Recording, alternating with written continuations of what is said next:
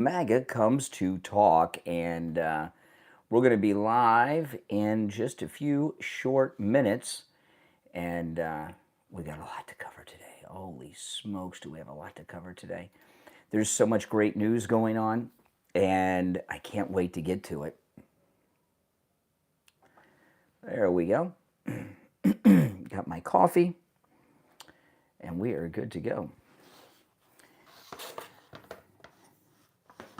And those of you who caught my really super early morning stream, welcome. I appreciate that.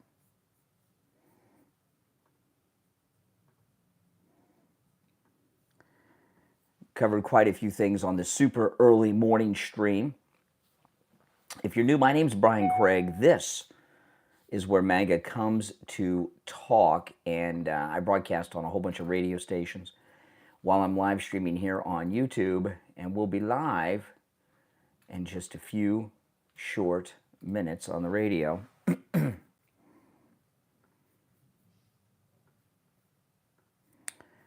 right. I'm still setting up a little bit, guys. Bear with me.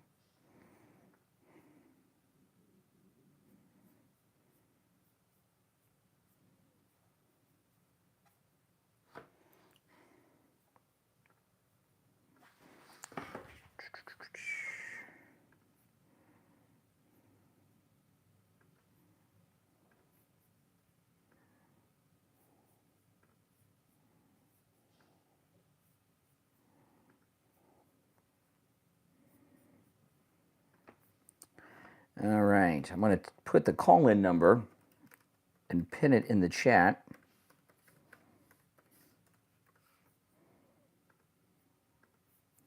There we go. Do a little audio check. That's the live call-in number.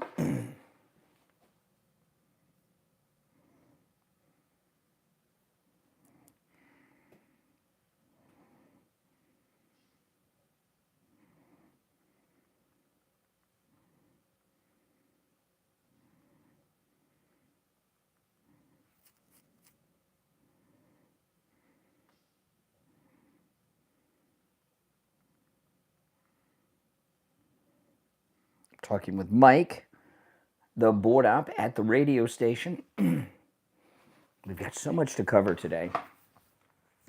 If you watched my earlier stream, you know what I'm going to lead with, without a doubt. I got a couple of things I want to lead with. I cannot believe it is Thursday already. Hold on, I got to get one more thing. I'll be right back.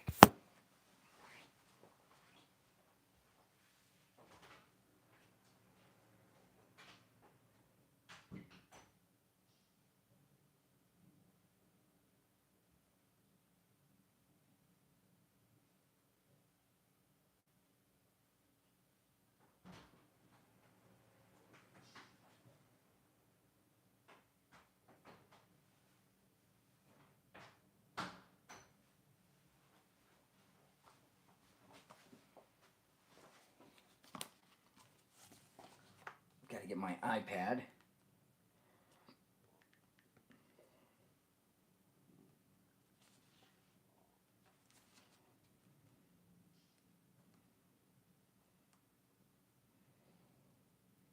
Welcome one and all.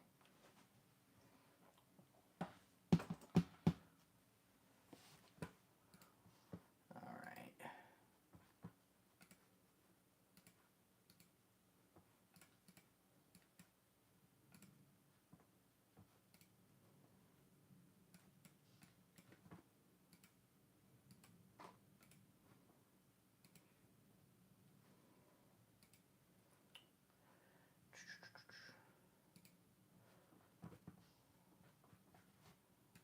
No, I don't want that.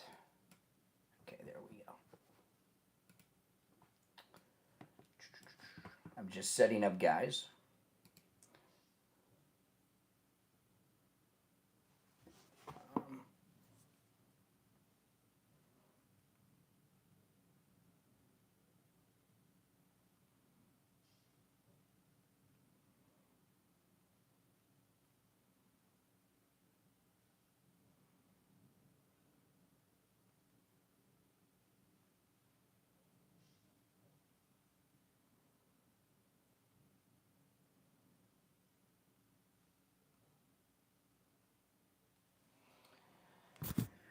All right. Welcome, everyone. Yeah, I'm very excited. I got my Twitter back, my X. Thank you, Elon Musk.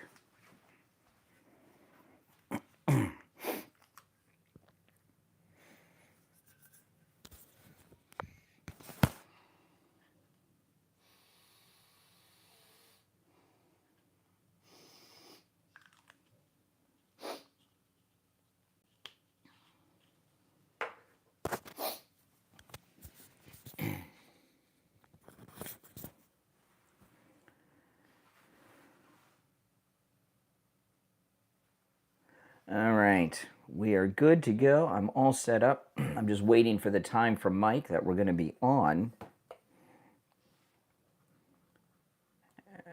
Let's just do a little test audio here. 1, 2. Okay. That's all good to go. That is all good to go.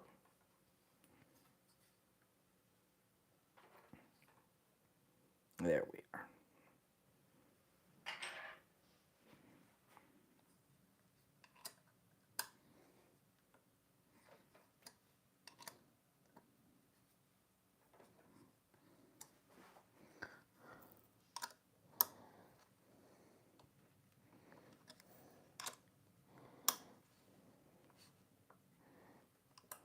Tightening up the microphone arm with this, with an Allen wrench.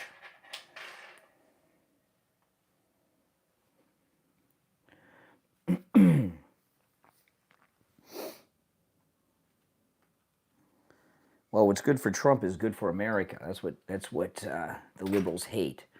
Liberals don't like things going good for America. I mean, that's just the reality of it. Let's face it.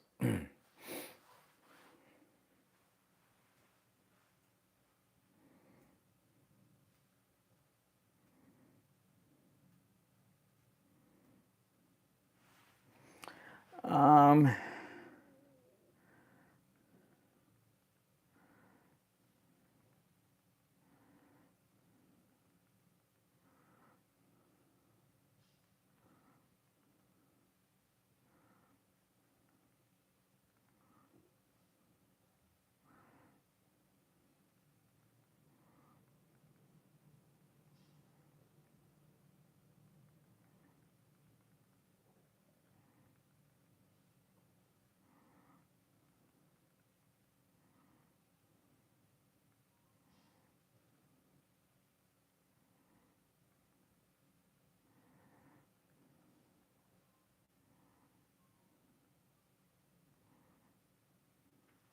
oh, one last thing I got to do.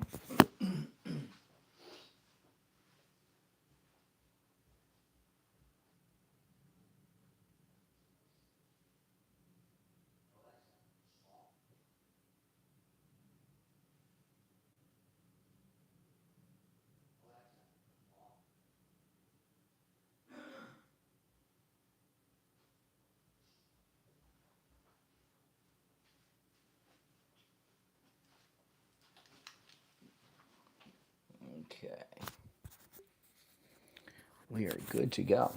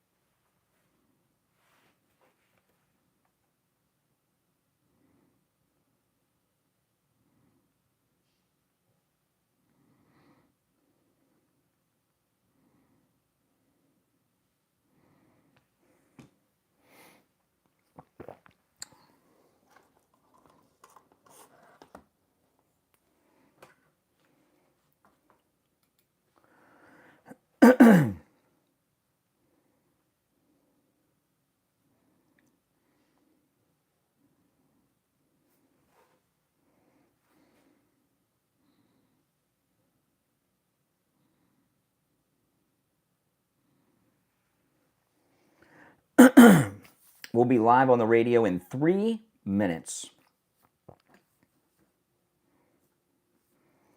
One of the things I'm going to talk about is something I was very wrong about. I'm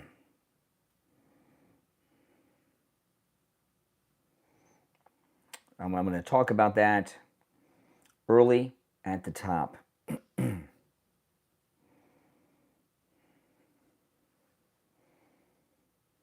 In the first half hour, at least. We're all wrong sometimes. It happens.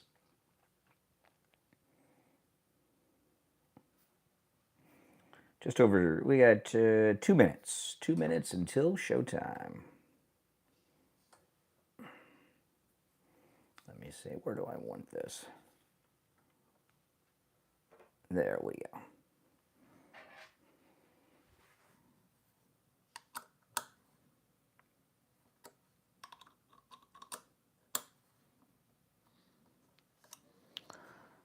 Okay. Good to go. Here we go.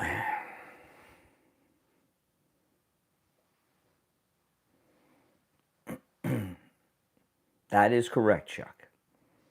That is correct. I'm gonna start with Laura Ingraham is what I'm gonna start with.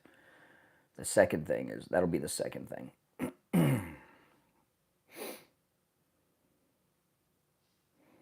Cannot believe it is Thursday already. And then during the first commercial break, I got a question for you guys.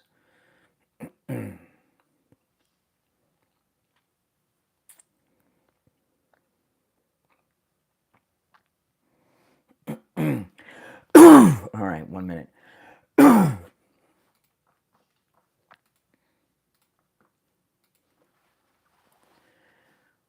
Welcome to the program, everyone. My name is Brian Craig. This is where MAGA comes to talk. And talk we will. Oh, man.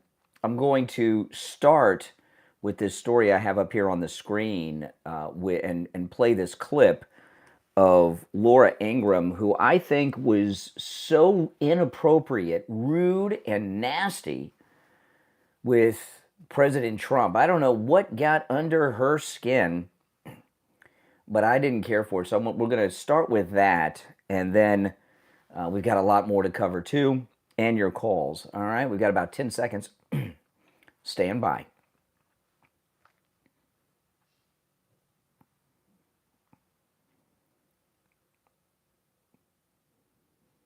Welcome to the program, everyone. My name is Brian Craig. You are listening to Florida's longest-running radio show, The Steve Kane Show, on the radio since 1977, celebrating 48 years on the radio, and there's a lot to cover. I cannot believe it is Thursday already, a week from Sunday. We leave on our listener cruise. I'm really looking forward to that and spending a week with our fine, upstanding listeners. And today we're going to break down a lot of stories, but I want to start with this Laura Ingraham interview with President Trump. And then after that, I'm going to get into something that I was very, very wrong about that I'm going to share too coming up in this hour. So stay tuned. But first, I want to start with Laura Ingraham. The Laura Ingraham interview with President Trump, it was nice to see the tour of the Oval Office. But I seemed to think that she was very rude, very nasty, and very inappropriate. And I'm not the only one. When I first saw it, I thought, well, maybe this is just me. And then I see a lot of other people talking about it. Here's an article, and I'm going to play you a clip to illustrate what I'm talking about, and then ask you if you think Laura Ingraham was out of line. But this is from Trending Politics. Here's the headline: "Not a good look. Beloved Fox host under fire for combative Trump interview." Longtime Fox News anchor Laura Ingraham is taking friendly fire after a combative interview with President Donald Trump, where she needled him for referring to Canada as America's 51st state and stoking global resentment with an ongoing trade war. And I'll play you the audio in a moment.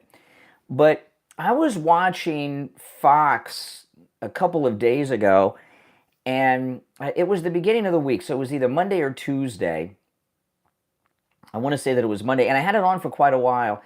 And they had a bunch of guests on that I'd never seen before, I'd never heard of before, and they were radio hosts, they were this, they were that. I'm like, who are these people? I never heard of them. And as they start talking, you find out they're liberals, and that's why I've never heard of them before.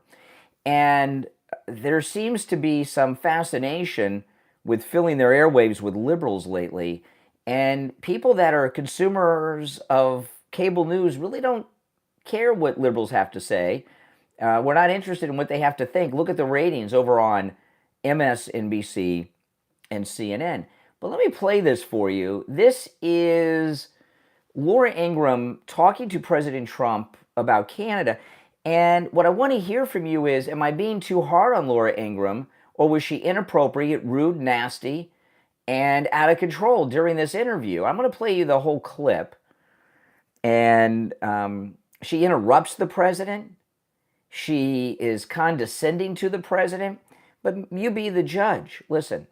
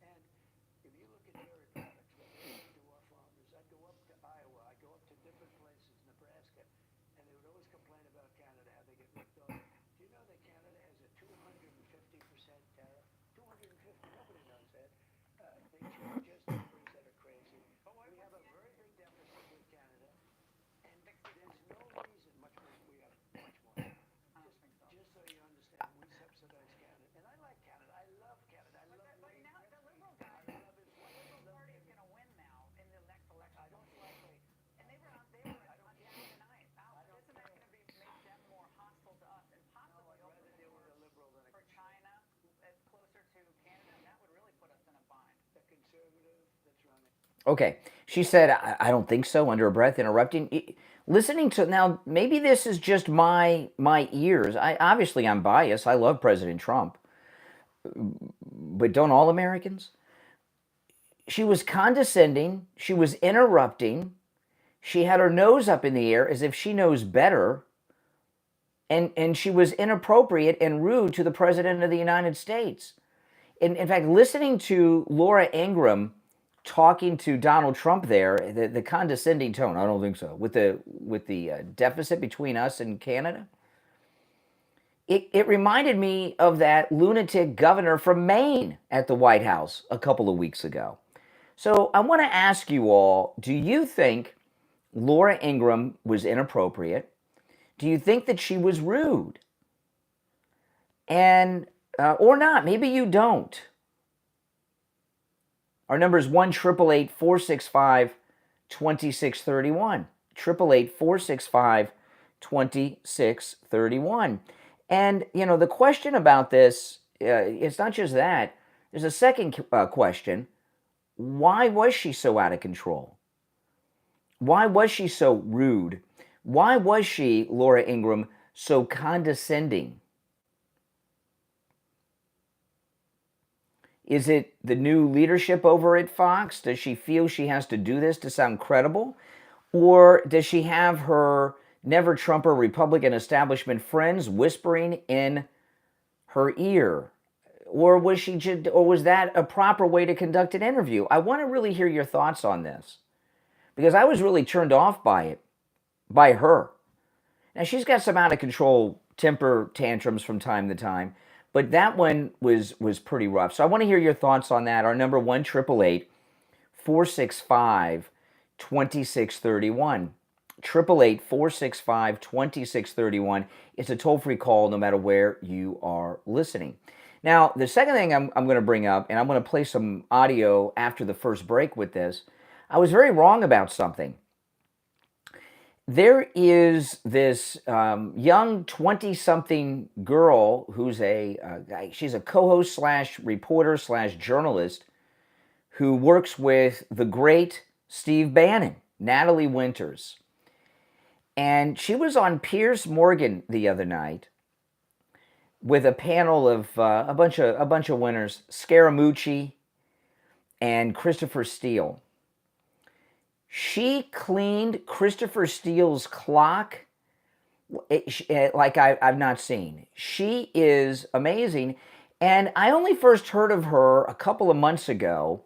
She works for Steve Bannon's War Room, and she got a White House press pass, and she was given a hard time for the way that she dresses. Her name's Natalie Winters, and she's like 24, 20 or so, and she's pretty. And she wears professional clothes like dresses and everything, but they're skin tight, almost spray painted on in their looks. And she's got a good body and everything, and she's pretty. And I saw all these stories online of her griping about people giving her a hard time for how she dresses. And then yesterday on X, I saw this exchange where she took Christopher Steele to the woodshed. She is amazing. She is, when it comes to television conservative debaters, she's one of the best I've ever seen. Christopher, I'm going to play you the audio when we get back. So she's got beauty and brains, her and Caroline Levitt, I guess, who's also very brilliant beyond her years. When you hear her talk to Christopher Steele, it's going to blow your mind. Now, Christopher Steele, of course, is that fraud from British intelligence that put together that fake Russian dossier for the Clinton campaign, right? He gave the dossier to John McCain. John McCain gave it to Comey. And the next thing you know, there's a Mueller investigation with that dossier, which I will explain as we go on. And what she did with Christopher Steele was amazing. And the women over on Fox, they don't want her around because she's not only good looking, she's hot, she's good. I mean, she is really, really good. In fact, so far as female conservatives on television in these debate situations, she's the best out there right now. And so she's got everything going for her.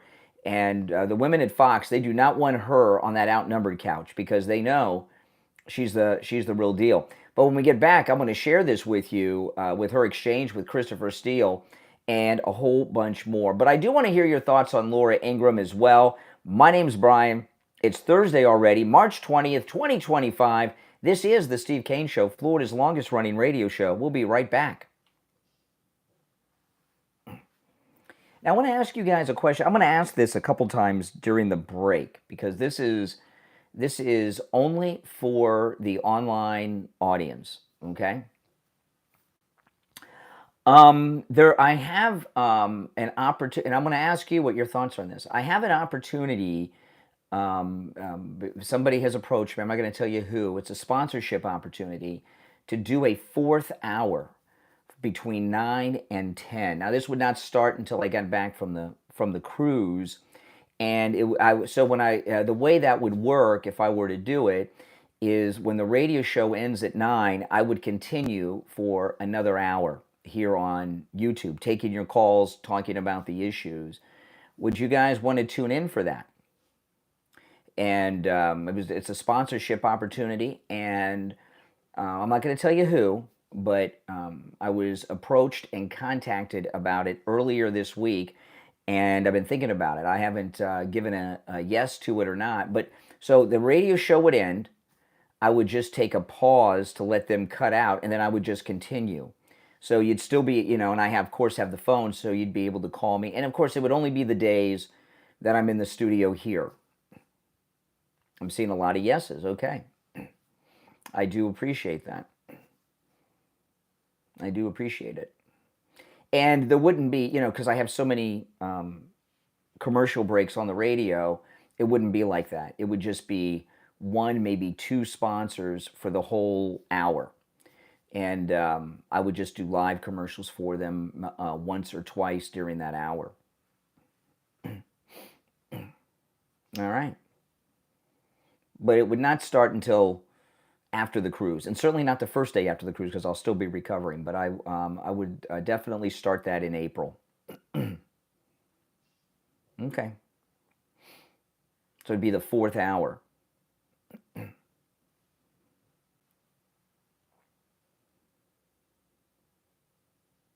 Well, I appreciate that. Okay, that sounds good.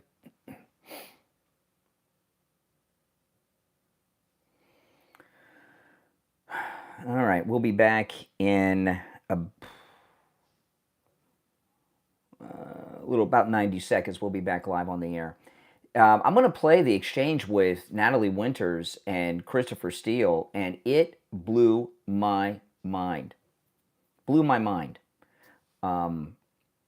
She reprimanded him and took him to the woodshed like no one has done, and to his face. And he sat there like an idiot because he knew she was right. And I was pretty impressed. I really, and I don't think there was anything wrong with me thinking this. I think a lot of people thought this. All I saw were stories of her in these dresses saying, oh, they didn't want me in the press briefing room dressed like this. And I thought she was just kind of like some bimbo, who was trying to use her body to get attention as clickbait. But she is so good, as you will hear. And this is the first time I've heard her more than a couple of words.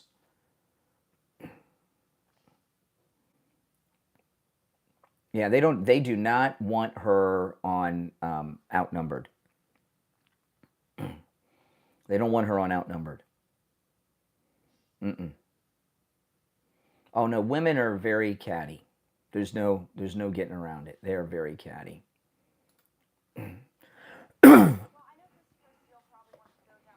Now, I don't know if you guys could tell me. I know that's Scaramucci. This is Christopher Steele.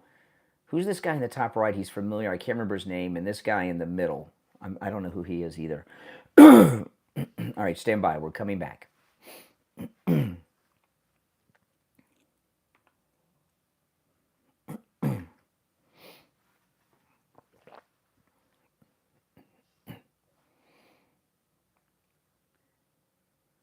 Welcome back, everyone. I am Brian Craig, and this is the Steve Kane Show, Florida's longest-running radio show. All right, so I want to get back to this. Christopher Steele of the fake Trump dossier had his clock cleaned by a 24-year-old who has the looks and body of Pamela Anderson during the Baywatch days. And I was blown away by this. And this is a woodshedding event that should have happened years ago with Christopher Steele. But for those that aren't familiar with Christopher Steele, let me do a recap of it for those that don't know him and what he did and who he is. And then I'm going to play the audio of this 24-year-old Baywatch babe taking him to the woodshed. And then if you're on hold, hang in there. We'll get to some calls in just a bit. Christopher Steele is a former member of British intelligence, which means he still is with British intelligence. They're like the CIA. And he is the one, he was hired by Hillary Clinton's campaign in 2015 to find dirt on Trump. And I remember when President Trump first announced, and they started looking for things, I was shocked that they couldn't find any dirt on him. And this Playboy image that he had was just an image for the brand. Donald Trump is a squeaky clean Marine. And they weren't able to find any dirt on this guy. So what Christopher Steele did, even when they were spying on Trump Tower, so what Christopher Steele did was just make up something and called it intelligence and put together a dossier and gave it to the Clintons. And what this dossier is the one where they started that he was a tool for Vladimir Putin. The dossier alleged that Donald Trump was a Russian asset and that there was a blackmail video of Donald Trump that Putin had, and he would use this to control him. Remember, they said Kennedy would be controlled by the Pope. They were saying he was controlled by Putin because of this blackmail video. And this was so absurd. What the Christopher Steele dossier said, the Russian dossier said, people don't talk about it much. They just mention the dossier because it's so absurd. Now, this is what Christopher Steele's dossier said. Okay? It said this, that President Trump was visiting Moscow for the Miss Universe pageant. Remember, he used to own Miss Universe. And he hated Obama a lot. Hated Obama. Remember, Trump was out there with Sheriff Joe for the birth certificate and all that. So so President Trump, when he was just a private citizen in Moscow for the Miss Universe pageant, rented the same hotel room that Obama slept in when he was visiting Moscow, and that President Trump hired 2 Russian prostitutes who he had naked on the bed, doing things to each other and urinating on the bed while he was in the corner pleasuring himself. And Putin had video, 4K video, and perfect audio of this as blackmail material, making him a Russian asset. I know, it sounds ridiculous. Christopher Steele just made that up. He gave it to Hillary Clinton's campaign, and then Christopher Steele met John McCain. That's right, the John McCain, who was a sitting United States Senator at the time. He met John McCain in a park somewhere in D.C. because he had this. This had to get out. We were going to have a president who's a Russian asset. We got to get this out. We got to stop this. So he gave this ridiculous, absurd dossier to Senator John McCain. John McCain gave it to Comey. And then when President Trump was president-elect, Comey went to Trump Tower, threw the dossier on President Trump's desk at Trump Tower, and said, this can either disappear or we can investigate it. Wink, wink. And this is when Comey they were trying to use this as blackmail material to get Trump off the Trump train and on the deep state train. And Trump said, do what you want. And then he went on the fire Comey. And that led to the Mueller investigation. So whenever you hear about Trump and Russia and being a Putin puppet or any variation of that, it's all based on that absurd dossier. I know, isn't that nuts? I mean, it's not even it doesn't even pass that, there's that old thing, Steve Kane talks about this a lot. It doesn't even pass the smile test. It's so absurd, isn't it? And this thing about the urination on the bed, this is a big thing with Russians. I'm a student of history, and I've read a lot of World War II history, and I've read a lot when I was in school. I was in college. Read a lot of books and articles that were written in Eastern Europe, in the Soviet bloc, and in the Soviet Union, involving interrogations of high-level Nazis that were around Hitler. And many times in these interrogations, there was talk of Hitler hiring, or I guess he wouldn't hire, they would just come over, or having prostitutes come over and do things involving urination. And if you read, there was a book that came out many years ago, which was just a transcript of KGB and Red Army interrogation of Nazi officers. And there's a lot of talk about urination. And anytime you hear urination, you know it's Russian propaganda, okay? And that they just make up. They are obsessed. I don't know why, but Russians, they like to humiliate people or discredit people by saying they have a urination fetish. And I don't know what that, but anytime you hear that involving, anyone, it's some misinformation coming out of Russia. So the dossier is so absurd, it's laughable. No one would look at that and think it was anything other than absurdly ridiculous and file it where it belongs, in the circular file. Oh, but not Christopher Steele. Oh no, he had to get it to Senator John McCain to get this to the director of the FBI because Donald Trump's a Russian asset. I've got this dossier. We've got to stop this. Now, British intelligence, of which Christopher Steele is a member of, they're always undermining. They have not gotten over losing the colonies in the American Revolution. Don't you understand?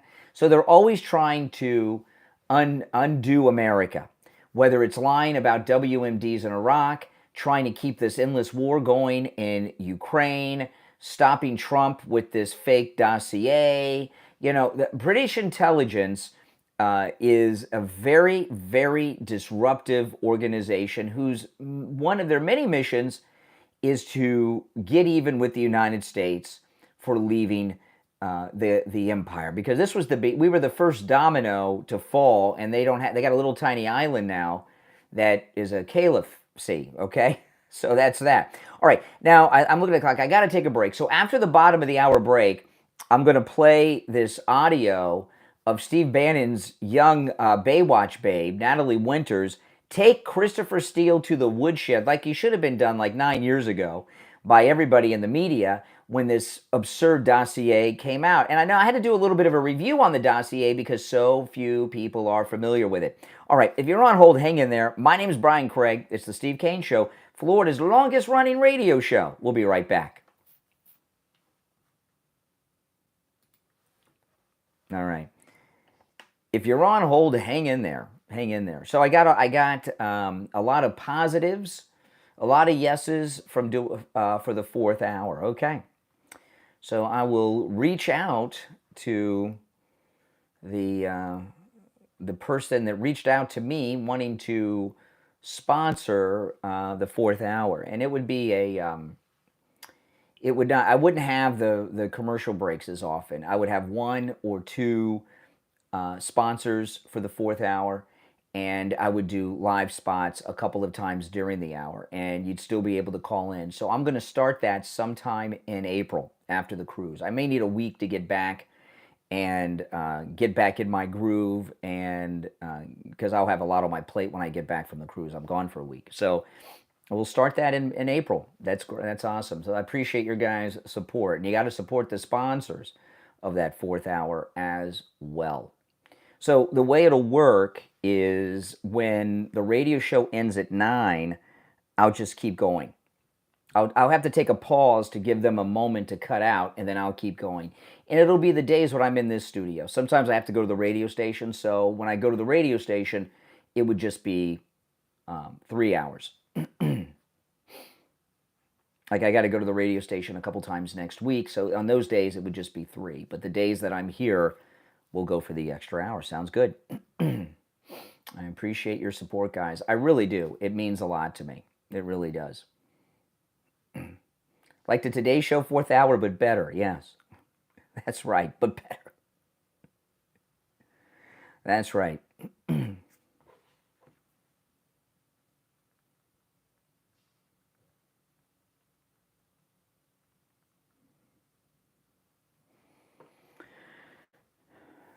If you're on hold, hang in there.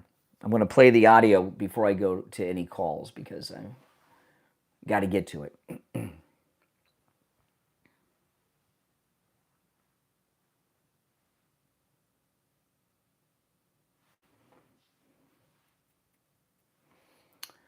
Okay.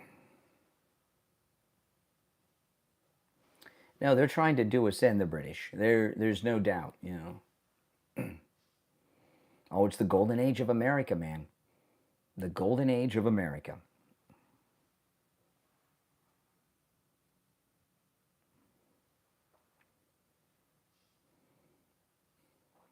We'll be back in about 1 minute.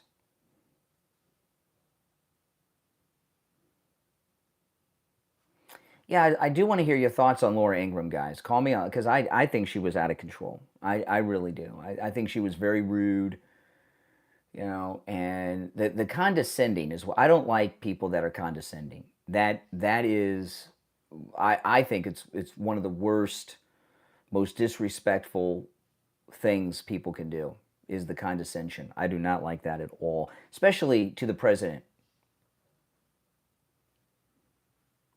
30 seconds, we'll be back. If you're on hold, hang in there.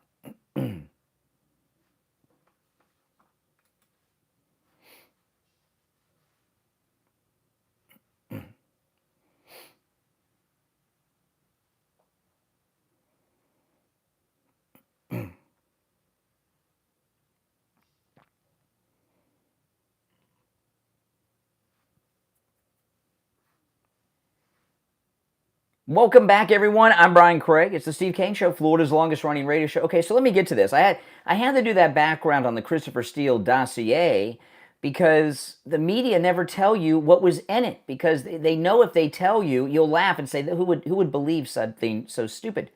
So just to do a quick recap on what I'm playing here, there's this young girl. She's 24. Her name's Natalie Winters, and she works for Steve Bannon. I don't know much about her. I've seen her on social media in the last couple of months, and the only thing I've seen are posts of her online. There's selfies of herself saying, they don't like me in the White House press briefing room. I'm too hot. And she's young and good looking. She wears these tight skirts and everything. And I thought she was just some bimbo who was trying to use sex appeal to go viral and be someone. I not really heard her talk. So she was part of a panel on Piers Morgan's show. Scaramucci was there, a couple of guys, I forgot the one guy's name, but then she's there with Christopher Steele of the dossier. And she took Christopher Steele to the woodshed, and I want to play for you. This is amazing. He has never been talked to like this before. And he just sat there and took it because he couldn't challenge anything she was saying. Well, I know Christopher Steele probably one of the down history of someone that's colluding with the Clinton campaign to take down President Donald J. Trump, but I really think that you represent probably the ultimate grifter in the American political space. For you to even come on here, obviously you're trying to sabotage what President Trump is doing when it comes to Yeah. Russia and Ukraine. But to sit here, what is it, nearly a decade after you tried to smear President Trump as a Russian asset, to then say, well, I think he's a Russian asset, but even though I'm really good at my job and create all these intelligence reports, it's just sort of a feeling that I have. I'm sorry, what stones do you even have left to turn over to try to corroborate your claim that President Trump is a Russian asset? You what? Wow. This is something. Now you got to keep in mind, when Christopher Steele released his made-up dossier, she was like 13 or 14 years old. And she's just, oof. And the look on Christopher Steele's face was like, why am I here? What is Piers Morgan doing to me? I bet you he got on the phone with Piers Morgan after this. You even have left to turn over to try to corroborate your claim that President Trump is a Russian asset. You what? Weaponize FISA courts, surveillance, warrants, not just domestic spy agencies, international spy agencies too, the entire DNC apparatus, a bunch of political operatives and registered foreign agents here in the United States. The American people would really appreciate it if you would stop injecting your efforts to curtail and totally tank the America First movement by smearing anyone who doesn't want to get involved in forever wars or continue the needless and ceaseless dying of in Ukraine and in Russia, just so you can sit there from your nice perch and just continue to defend the globalist world order by continuing to fan the flames of conflict in Russia and Ukraine. Wow. I mean, this is, and he doesn't know what to say. He's even Piers Morgan is speechless. I think they're in shock. That they probably thought she was a bimbo too. And wouldn't you like to see her on Fox? Oh my goodness. They do not want her. Let me tell you, Harris Faulkner and Emily Campagno and all McEnany, they don't want her anywhere near that outnumbered couch. She's going to make them all look like just boring. And, the thing about this is everything she's saying is 100% true. You know what? The same people that you ally yourself with here in the United States, you think you're so good at gathering intelligence. Last time I checked, it was the 51 intel agency officers, spies, who said that the Hunter Biden hard drive, which I've reported on firsthand, it's legitimate. You want to talk about president's sons who are involved in businesses with foreign countries? Well, I'd like to introduce you to Hunter Biden, right? When those 51 people that I'm sure that you know all too well, you were probably likely involved with the drafting of that letter, said that was Russian disinformation. Well, it turned out that that was true, and shame on you for the last decade trying to inject the idea that smearing President Trump as a Russian agent or a Russian asset is somehow going to take the MAGA movement. It's about putting America first, and the fact that you can still sit here and you have no actual evidence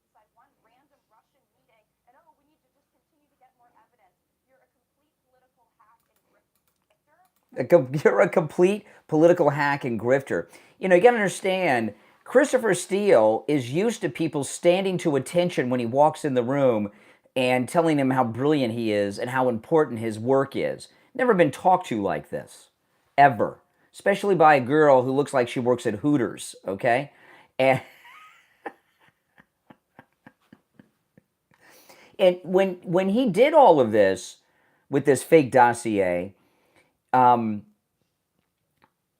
they thought Hillary was going to win, so he thought it would have been mission accomplished.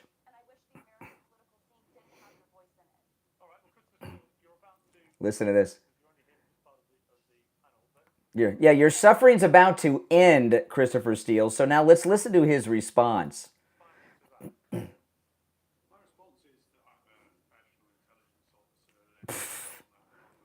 Yes.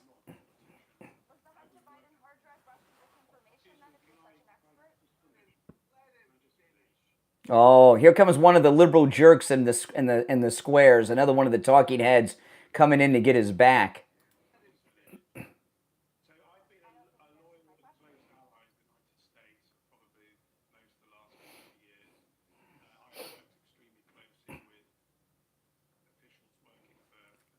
You can tell he's off.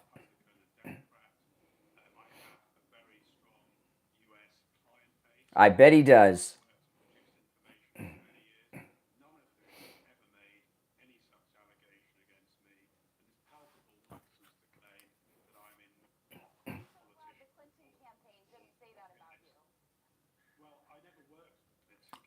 Oh my goodness. See, now we never worked for the Clinton campaign. Oh my. Oh yeah.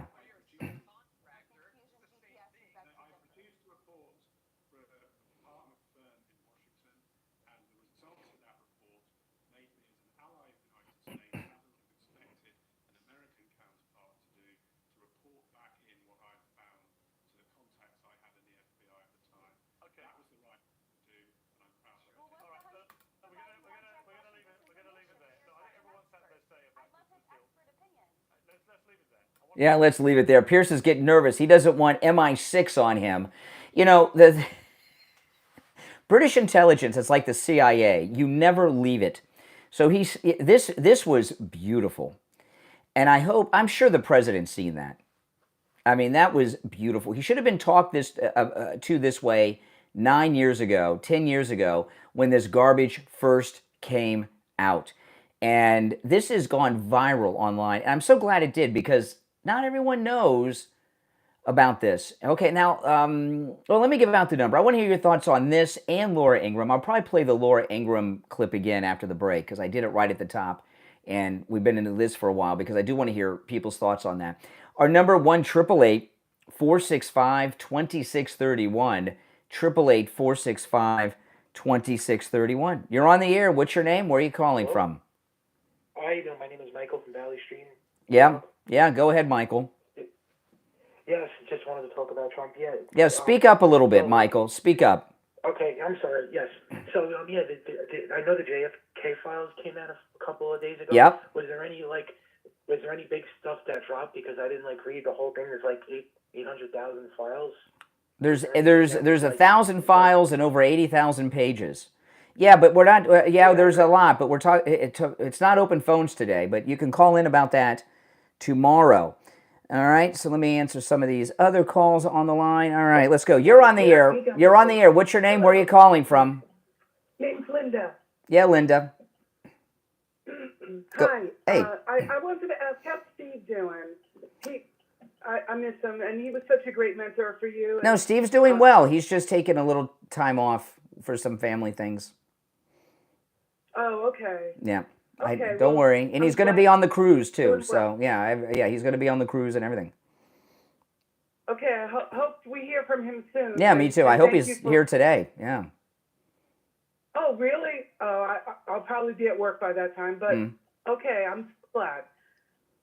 All right. All right, that's it. Okay, I appreciate it. Just checking in on Steve. That's fine to do. That's good. All right, you're on the air. What's your name? Where are you calling from? Montana Mark. Hey, Mark. I agree with you because she was very rude, just interrupting. Are you talking about Laura Ingraham? Finish. Yes. Mm-hmm. And especially in that environment, you would be expected to be very professional. Mm-hmm. Listening to well, Laura Ingraham was she was not just rude.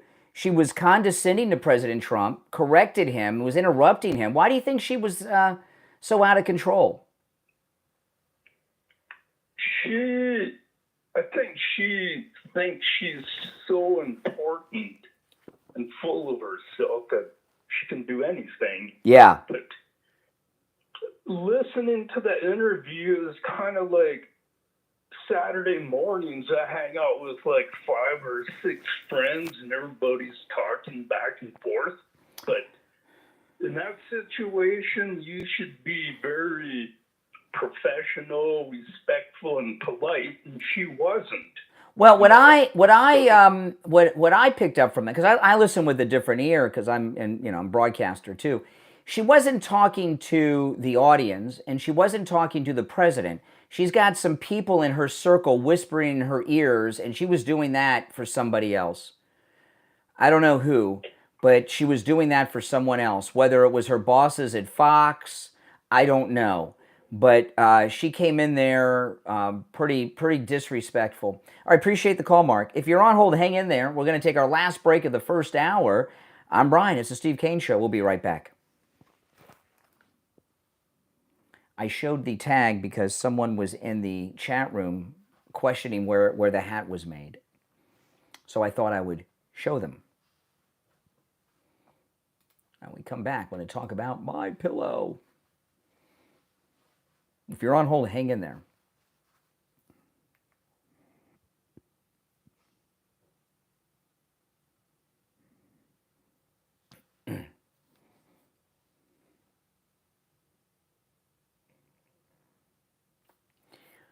Yeah, that was the condescending attitude she had. I do not like condescension at all. It is a very bad conflict to have. A very bad personality trait. That's a personality trait.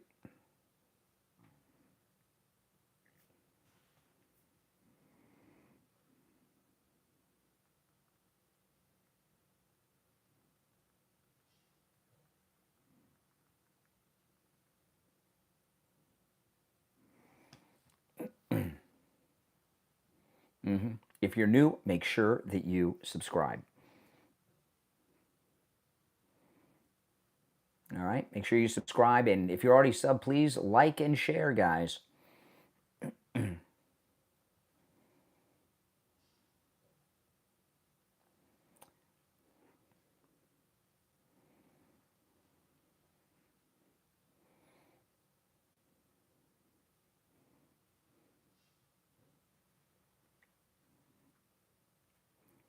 Okay. We'll be back on the air in 2 minutes.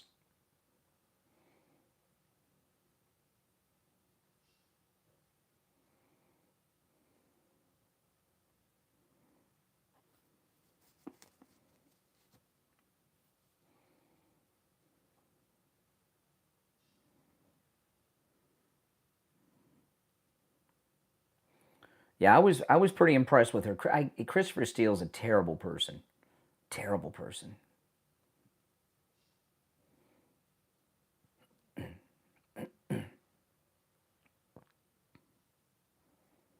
Just over a minute, we'll be back.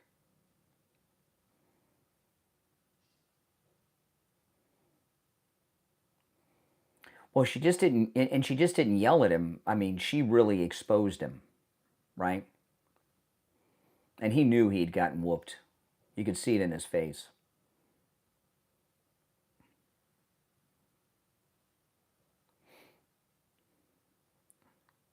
And the other guys, I mean, that was a 6-member panel, and the other 5 just sat there, including Pierce Morgan.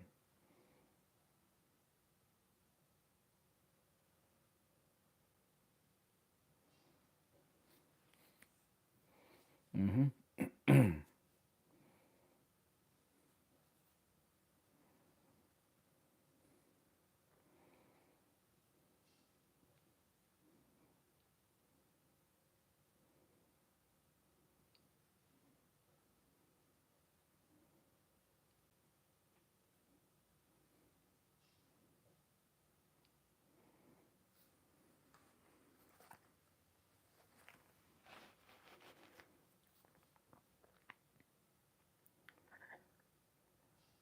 Welcome back, everyone. I'm Brian Craig. It's the Steve Kane Show, Florida's longest running radio show. And I want to tell you guys about the incredible spring mega sale going on right now at MyPillow.com. You know, all of the Mike Lindell sheets are $40 off with our promo code Kane at checkout, Kane, on all sizes.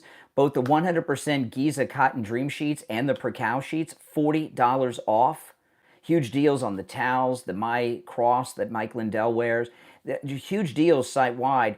And the My Pillow sheets, $40 off. All sets, all sizes, both Giza and the Percow. I have both of these. On my marital bed, we have the 100% Giza Cotton Dream Sheets. And on our guest bed, we got the Percow sheets. And I got the Percow sheets so I could check them out, sleep on them, and talk to you all about it. They are spectacular, too. There's a whole bunch of new colors as well with our promo code Kane at checkout, Kane, at MyPillow.com. All right, let's go to the phones. You're on the air. What's your name? Where are you calling from? This is Mike from Louisiana. Hey, Mike. You know, what we got to understand about Natalie Winters is her early on when she was early on. She was still in college and she was still working with a man and she was doing a bunch of research on the virus. You know, and that's where she cut her teeth at. And look. When you got the average age of that press corps, the women in that press corps is about 36, 37 years old. That's the average age. Maggie Haberman is 51. You know, so when they don't like the fact that this lady is smart as a whip, and they think that she should be a Hooters. Yeah, she does. Yeah, you're right, Mike. She does look like a Hooters girl, but she's a Hooters girl with brains. You're on the air. What's your name? Where are you calling from? From Maine. Hey, Jeff. What's up? I agree with you about Laura Ingraham. There was someone in her ear, and Fox was doing that, and I don't understand why she agreed to it, because if she has a conservative base for her show, and I've never really cared for her, she had a dumb look on her face all the time when she went to break. And now I can't stand her because that was intolerable. Well, you know, back in, after the last election, she told Trump to retire. It's over for him, you know. You got to understand, Laura Ingraham is part of the Republican establishment. I'm not saying she's not good sometimes, but she goes back to the Reagan days, and she's part of that permanent Washington class.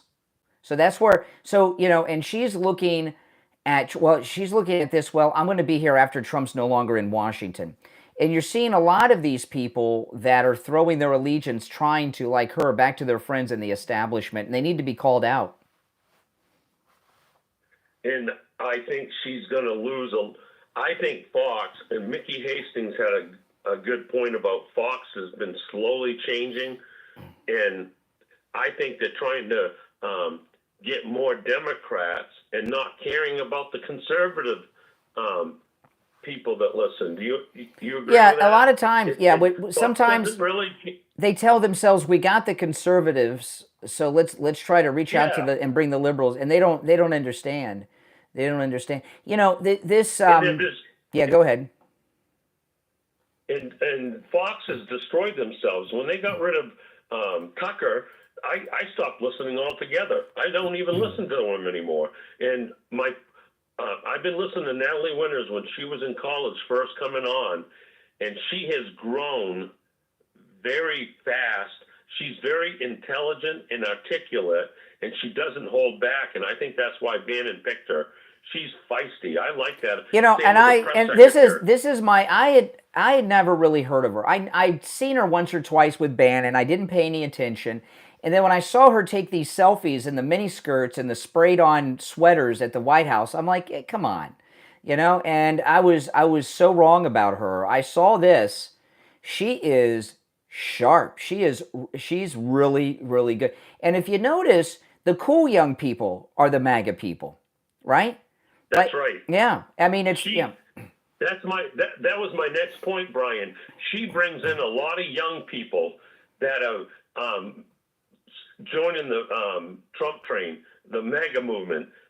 There's a whole new group of people coming up, and they have been totally woken up to what's been going on. And she, like Charlie Kirk, and when Candace Owens was good. They brought out a lot of college-age people and joined the MAGA movement, and I think she's going to continue that. Well, think about it. She was like 12, 13 years old or so when Trump came down the escalator. So so we've got this whole new generation of people that are young. You know, when I was young, okay, when I was like in high school and middle school, there were some young Republicans. They were all dorks, okay? They wore khaki pants, penny loafers, and blue blazers, and they were like 15. They were dorks, you know, like the chess club, you know. And now you see the young conservatives. They're the cool, hot people. And that's a real testament to Trump, you know, and there's a whole generation like her that have grown up knowing nothing but this lawfare going on in their country, which is continuing with these federal judges that are trying to become a star chamber presidency against Trump, and they don't like it. And I believe Trump's going to transform the colleges. You're going to see tens of thousands of college students jump in that liberal bandwagon when they see the economy turn around and see what Trump's doing. He's doing exactly what he told us he would do. Yeah. And what president before has ever done that, Brian? That's right. That's exactly right. Yeah. You know, the way I compared it, Jeff, the way Laura Ingraham talked to President Trump reminded me of your governor, the governor of Maine, the way she talked to Trump. Yes. Exactly. Mm-hmm. And I can't stand listening to those people. I listen to them, but they do the same thing every time. Mm-hmm. It's always attack Trump, not solve the problems. Mm-hmm. They're not problem solvers. Trump's a problem solver. Yeah. He takes on fights, and they're just not used to that. He doesn't care what they think, and I love Trump for that. Mm-hmm. He doesn't care what you think about him personally. All right, He's Jeff. He's going to do the job. Have a good day, Brian. You too. I appreciate the call. Jeff from Maine, his calls are always good. Now, we're coming close to the top. I played this right at the top, but I want to play it again. This is the clip we're talking about, and this is Laura Ingraham interviewing the president, and they're talking about Canada. And you'll hear as this goes on, she interrupts, she's condescending. It's just rude and inappropriate with the president.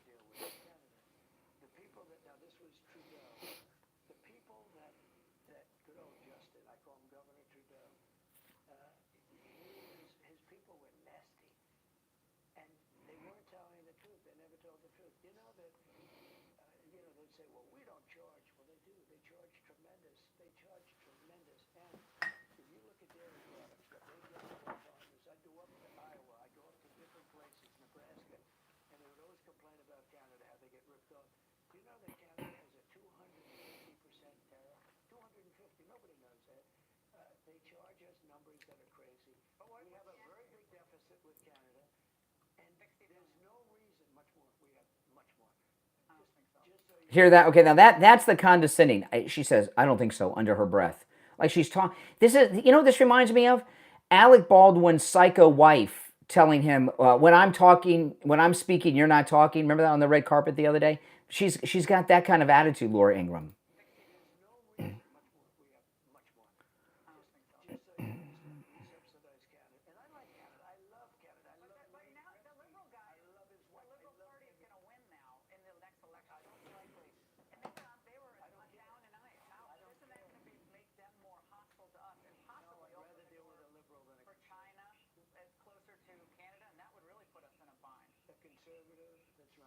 Okay, so your thoughts, do you think that Laura Ingraham was out of line, inappropriate, rude to the president? All right, let's take some more of these calls. I've lost track of the order in which they came in, guys. My apologies. You're on the air. What's your name? Where are you calling from? You're on the air. All right, once, twice. All right, you missed out. You're on the air. What's your name? Where are you calling from? You're on the air. Oh boy, we're starting off good. Once, twice. All right, you missed out. Let me try this one. You're on the air. What's your name? Where are you calling from? We're getting the. Are we getting the liberal response? I'll try it one more time. You're on the air. Once, twice. Hello. Yeah. Hello. Oh, you just made it. Hey. Yeah. Go ahead. Oh, I got you. IB, can you hear me okay? Oh, hey, IB. I can hear you. Hey, man. I'll start off with the Christopher Steele guy. Yeah. In a nutshell, has been. Okay, and because of one piece of document has now killed how many people? We cannot count, right? One piece of document.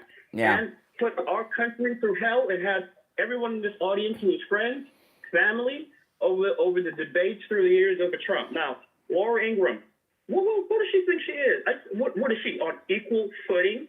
Talking about global politics is not in her purview, as they like to use that word purview, to even engage with Trump, because she's not a diplomat, she's not a statesman. That's what right. What are you talking about? Exactly, IB. You're right. You're right on the money. I appreciate the call. All right, let's take one more call, then we'll break. You're on the air. What's your name? Where are you calling from? Good morning, Brian. I'm calling from New York State. Hey, what's up? Hey, just wanted to give one word to Laura. She's possessed. Possessed by what? Never Trumpers? By Lincoln Project? Yeah. Yes, by the way she basically, in my opinion, humiliated herself. She started out in Washington with Kellyanne Conway's weirdo husband, that Never Trumper. Mm-hmm. So she's part of that old club. Okay. Well, either way it goes, I think she should be taken off the air, period. Well, I don't want to take people off the air because I don't like what they're doing, but I would like to see President Trump not grant her any special one-on-one interviews and and beautiful tours of the Oval Office and all of that, which was really nice to see. She was so disrespectful there. I mean, I was really put off by her. It says a lot about her. Well, Yeah. Brian, I was very upset to hear her. Well, I'm glad I'm not alone. The basically- reason I shared this, because when I saw it, I thought I was alone here. Maybe I'm being too hard on Laura, but a lot of people seem to agree with me. No, I was very upset. And I'm going off to work right now, but I absolutely am so thankful that you took my call. So Well, thank you for calling. I appreciate it. Take care. All right. If you're on hold, hang in there. We're going to break for the top of the hour. My name is Brian Craig. This is the Steve Kane Radio Show, Florida's longest running radio show. We'll be back right after our top of the hour break.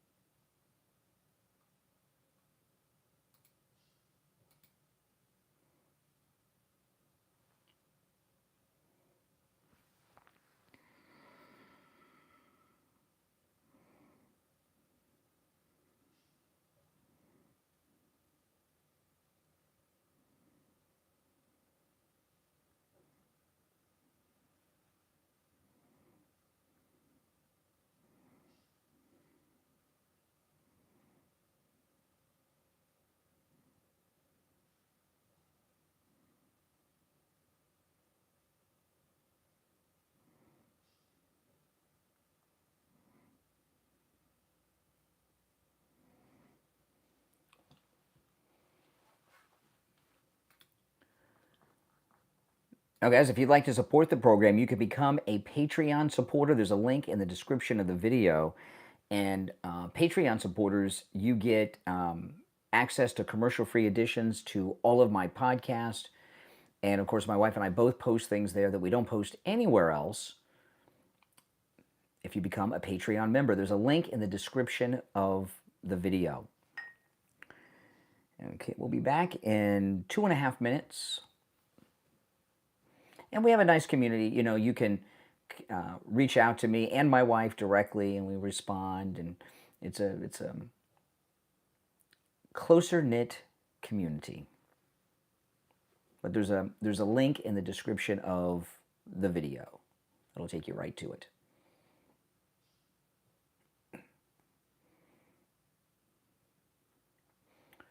Okay, we'll be back in 2 minutes. No, 1 minute. No, 2 minutes. I just got the call. 2 minutes.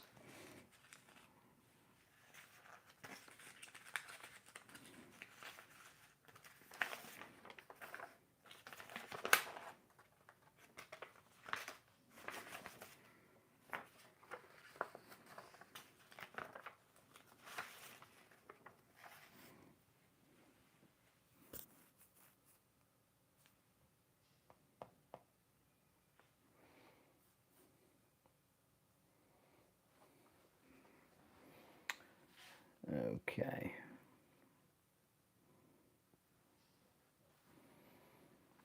Well, the 4th hour is definitely a go, guys. So I was approached by someone who wanted to know about sponsoring a 4th hour. So I did a little informal poll with you guys earlier, and I'll start it after the cruise. For sure. Okay, now hold on. I gotta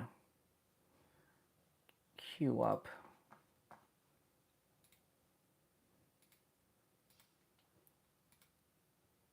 Oh, yes. Okay, that's what I was gonna do. Okay.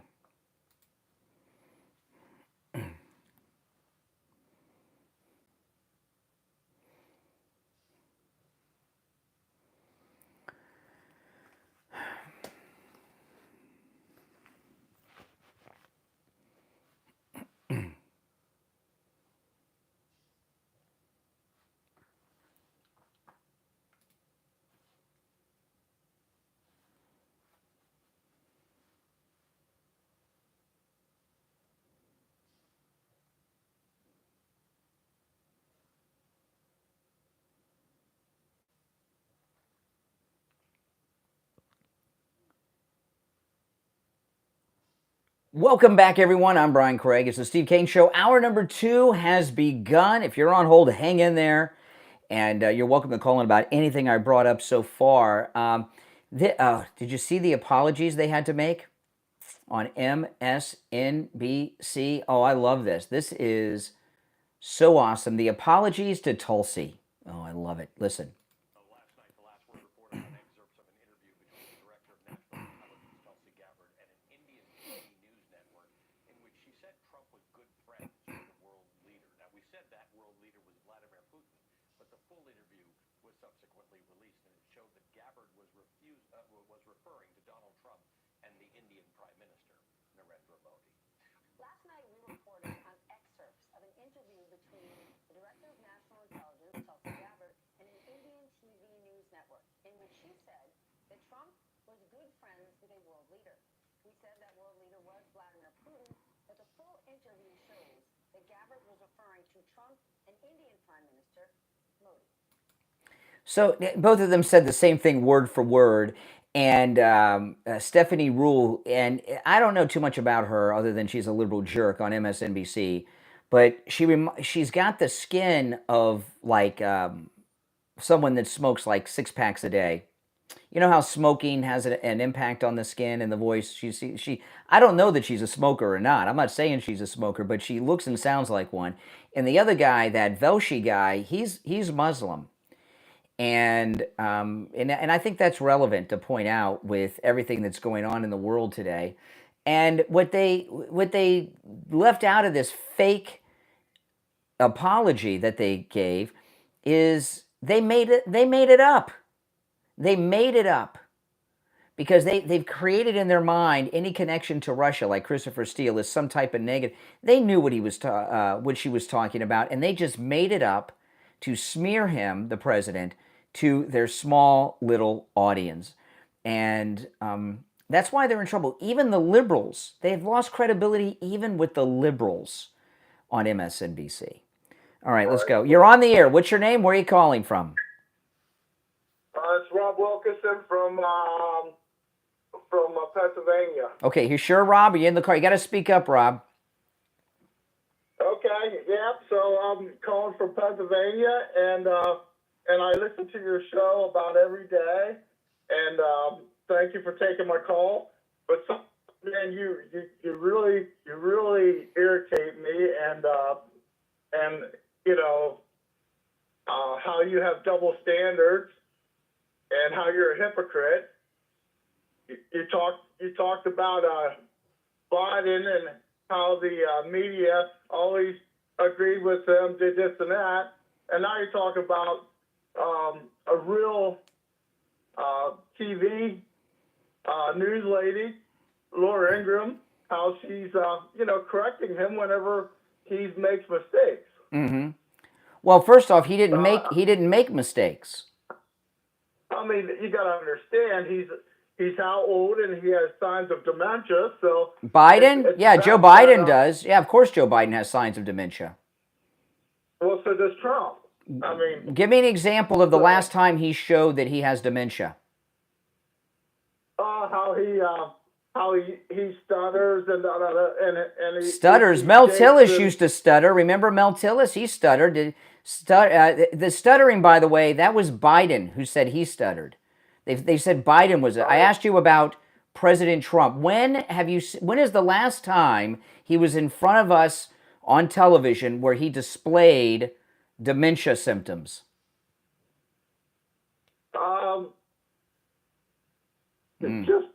You sound like you've got dementia. Have you forgotten? No, I don't have dementia. Well, then tell me the last time that he showed dementia, President Trump. You say he's got dementia. He's on TV every day. When's the last time? I think last time is whenever he did his State of the Union. What did he do? What did he do during the State of the Union that showed that he had dementia? Well, there's times where he's talking about different countries and different things, but he calls it out as the wrong country. And oh, you mean a slip of the tongue is not a dementia? I have slips of the tongue all the time. That's not a dementia incident. Okay. Dementia. I'll give you an example. Joe Biden, the Secret Service dropped him off in front of the White House. He couldn't find the door, and he walks across the lawn, goes to the side of the White House, looking for the door. That's dementia. Don't know where you are. I agree with Why do you not like President Trump? Why do you not like President Trump? I love President Trump. But you think he has dementia? I think he has little signs of it. I mean, everybody. But you can't give us any examples.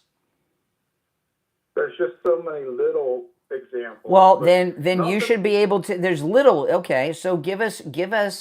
You say he misspoke about the name of a country. Can you tell us what he said and what the accurate name was of that country? Well, I mean, he misspeaks about Canada all the time. As an example, give me an example of him misspeaking about Canada that shows he has dementia. He thinks that it's a 51st state. No, that's called ridicule. He's ridiculing Canada and pointing out that they get more help from the United States than one of our 50 states. They should be the 51st state. That's not a dementia sign. That's just ridicule. Well, they had to change the Gulf of Mexico to Gulf of America. That's not true. It is the Gulf of America. In fact, when the SpaceX capsule landed in the Gulf of America, they called it the Gulf of America. Go to your iMaps or your Google Maps. It says Gulf of America. But we're waiting for dementia. You're talking about differences of opinion. That's not dementia. Okay. All right. Well, I think he's doing a great job. Okay. Now you're going to walk everything back. Now he's walking everything back. Oh, my goodness. You know, talking to liberals with talking points, I often say it's like talking to a telemarketer. They call you with a script and you get them off the script. They don't know where to go. All right. You're on the air. What's your name? Where are you calling from? Oh, okay. All right. That person surrendered. All right. Oh, my goodness. You know, it's interesting because most people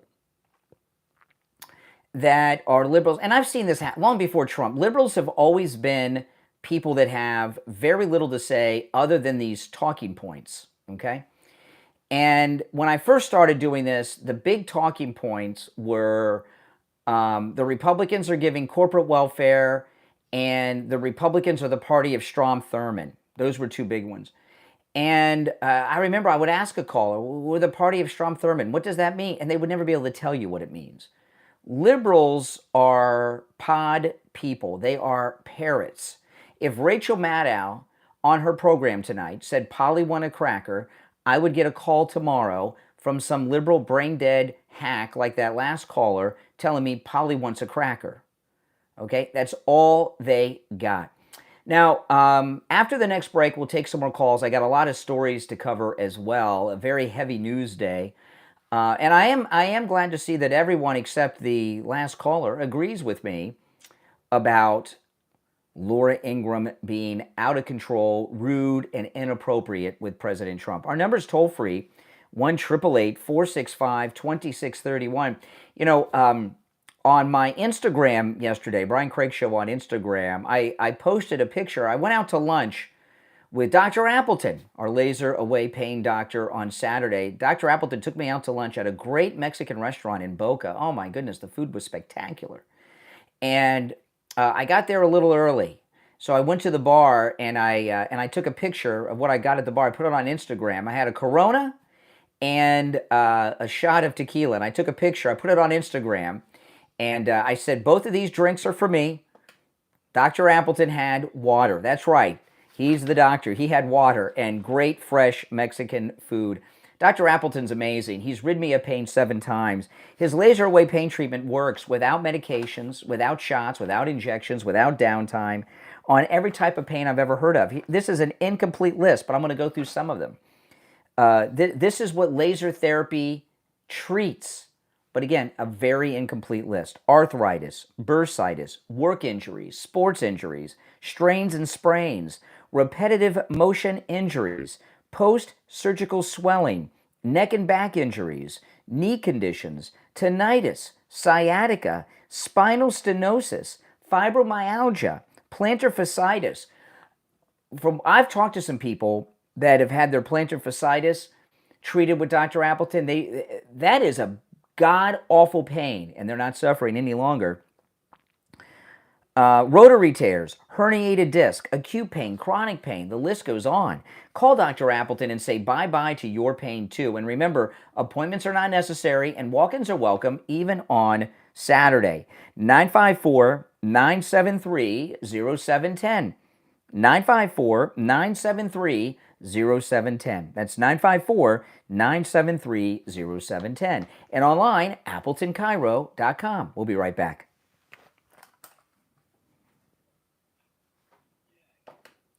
If you're on hold, hang in there.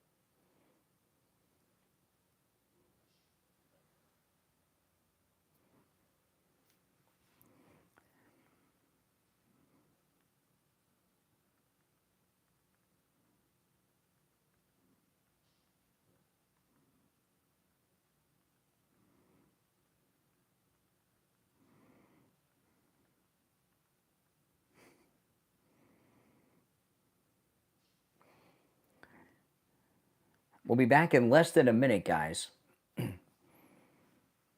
I'm texting with someone. I try to answer. A lot of times you see me down here. Sometimes I'm looking at news stories. Sometimes I'm responding to DMs and text messages people send me during the show.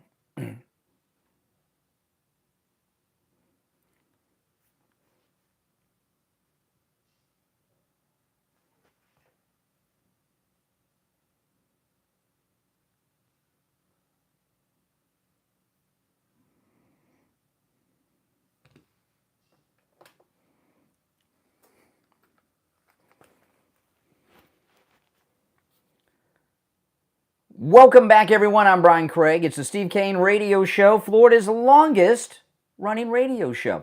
All right, I'm going to go back to the phones. If you're on hold, hang in there. You're on the air. What's your name? Where are you calling from? You're on the air. What's your name? Where are you calling from? You talking to me? It sounds like you. Listen, Brian, you're turning me into a chronic caller. What's your I name? never used to listen to you. Now I can't wait to get you on the air at 6 o'clock. Oh, great. Anyway, well, we want to talk about this Laura Ingraham. Well, I watch the news a lot. I'm very, very informed to what's going on because I like to know what's going on. Mm-hmm. But let me tell you something with this lady. Every time she comes on, I turn her off. And the reason I turn her off is because I go to the hockey game because the Panthers are playing. But when I want to listen to her sometimes, you know what? She belongs right alongside of Rachel Maddow. Her and Rachel Maddow should be sitting on the same program because that's the way she puts herself out there. Mm. It's a shame that. Well, you know, I'll tell you what's going. I'll tell you what's going on. I'll tell you what's going on. Okay, Laura Ingraham has been in Washington since Ronald Reagan was president, so she's part of the permanent Washington class. Okay, she's a conservative, but these people view themselves as a special group, and she's telling herself, I'm going to be here after Trump is gone. This is his last term. So she's trying to get back her friends from the Republican establishment again, thinking they're going to be in charge when Trump's no longer in Washington. That's what she's doing. And there's a lot of that going on with some of these conservatives. So let me ask you this question, Brian. Let's go down the road a little bit, maybe two years from now. And Trump has done what he said he was going to do. He turned his country around, which we believe he's going to do. My thinking is, I think I really believe he's getting along in the tooth age-wise. I'm exactly his age. I'm 78 years old. So I know how I feel. I know he's been taken care of with doctors and all kinds of stuff. When we see him, everybody thinks he's got dementia, this and that. He doesn't. Believe me. I know what it feels like to be 78, but they're taking care of him like they did with Biden. With Biden, it was a different story. They didn't know how to take care of him. He was too far gone. But the thing with Trump is, I believe, this is my opinion, and I'd like to hear what you have to say. I think after he's accomplished everything that he's done in this country, whether it be the next 4 years or before, I think he's going to hand it over to Vance and say, I'm done. I did what I have to. Now it's your. Listen. I wish President Trump was 58, not 78. Okay, so understand when he gets out of office, he's going to be 82. And I imagine, and this is just my guess, because we don't know how he's going to age. He's very healthy for a guy his age. I'm telling you, he's incredibly healthy for a guy his age, and he has zero dementia. Okay, the thing with I think what'll end up happening is he'll have a rally or two for whoever he endorses for president to replace him.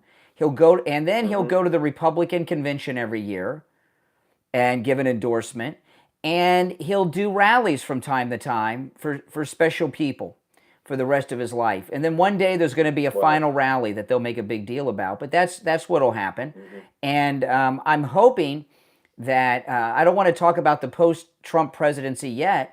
But what he's done is he's got all these very young people. That's why I was talking about that reporter from Steve Bannon. He's got all these young people around him to take over the Republican Party in the name of MAGA. And he's building a very, very strong legacy. Look, Elon Musk said yesterday that he is going to make the maximum political contribution allowed by law to congressmen who support the impeachment of these out of control federal judges. He, and look at all these great people he has around him. Sean Duffy, Marco Rubio. It's not just JD. Yeah. So we've got a long bench of great MAGA in the future. I agree with you 100%. And you know what made me think about this? I told you I watched the last time I spoke to you. I watched his show way back, whatever they called it, Survivor, the Candidate, whatever it was. The Apprentice. I get dementia. The Apprentice. It shows you the way he was then, the way he is now. He if you looked at the whole concept of what he did, he surrounded himself with people that he trusted, first of all, and knew exactly what they were doing and how they were doing it. And it was only to his liking, and that's the way he's running his presidency right now. Yeah. He didn't do it before, because before it was like you and me becoming the president. We tried to give everybody, because we didn't know what we were doing. You walk into an office and it's like boom, boom. And especially with Obama, before you, he screwed up everything. So now you had to fix it. Well, now he's in the same circumstances, but he got smarter. Well, he obviously very spent the last 4 years building up what his cabinet and staff was going to be, because everyone's perfect in there. 100%. And Hey, Brian. I appreciate the call, by the way. And one of the things too is when the Never Trumpers shot the president in Butler, it's just changed him, and he really doesn't spend any time trying to justify anything he's doing to the media or anyone else. You're on the air. What's your name? Where are you calling from? Good morning, Conservative Doug. Hey, Doug. I watched that Laura, and I was saying, what did she think? She's talking to one of her friends. I mean, it didn't seem to have the respect she's supposed to have. I mean, if they're friends, he's still the president of the United States. You let him talk, and you wait until he finishes, and then you say something. And the next question, man, I was really annoyed. I hear she makes like $10-12 million. She's not worth that much money. Really? She's 10 or 12 million? I am underpaid. Yeah, that's another question. I thought you were going to be the number one guy to take over Bongino, but man, you're not the only one. I was talking about that. So I was approached by people to make motions to do that, but obviously they didn't pick me.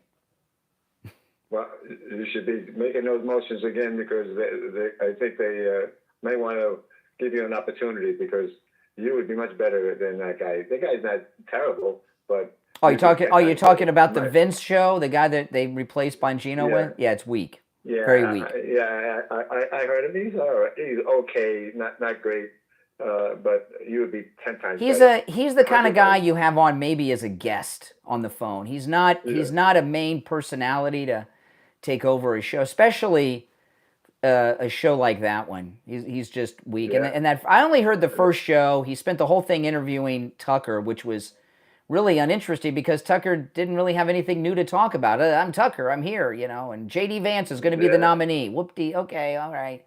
You had to come in studio for that? I love you, Tucker, but come on. Yeah, certainly, I think we would have done better. But there's Laura, man, I was aggravated that she, interrupting the president and not being right.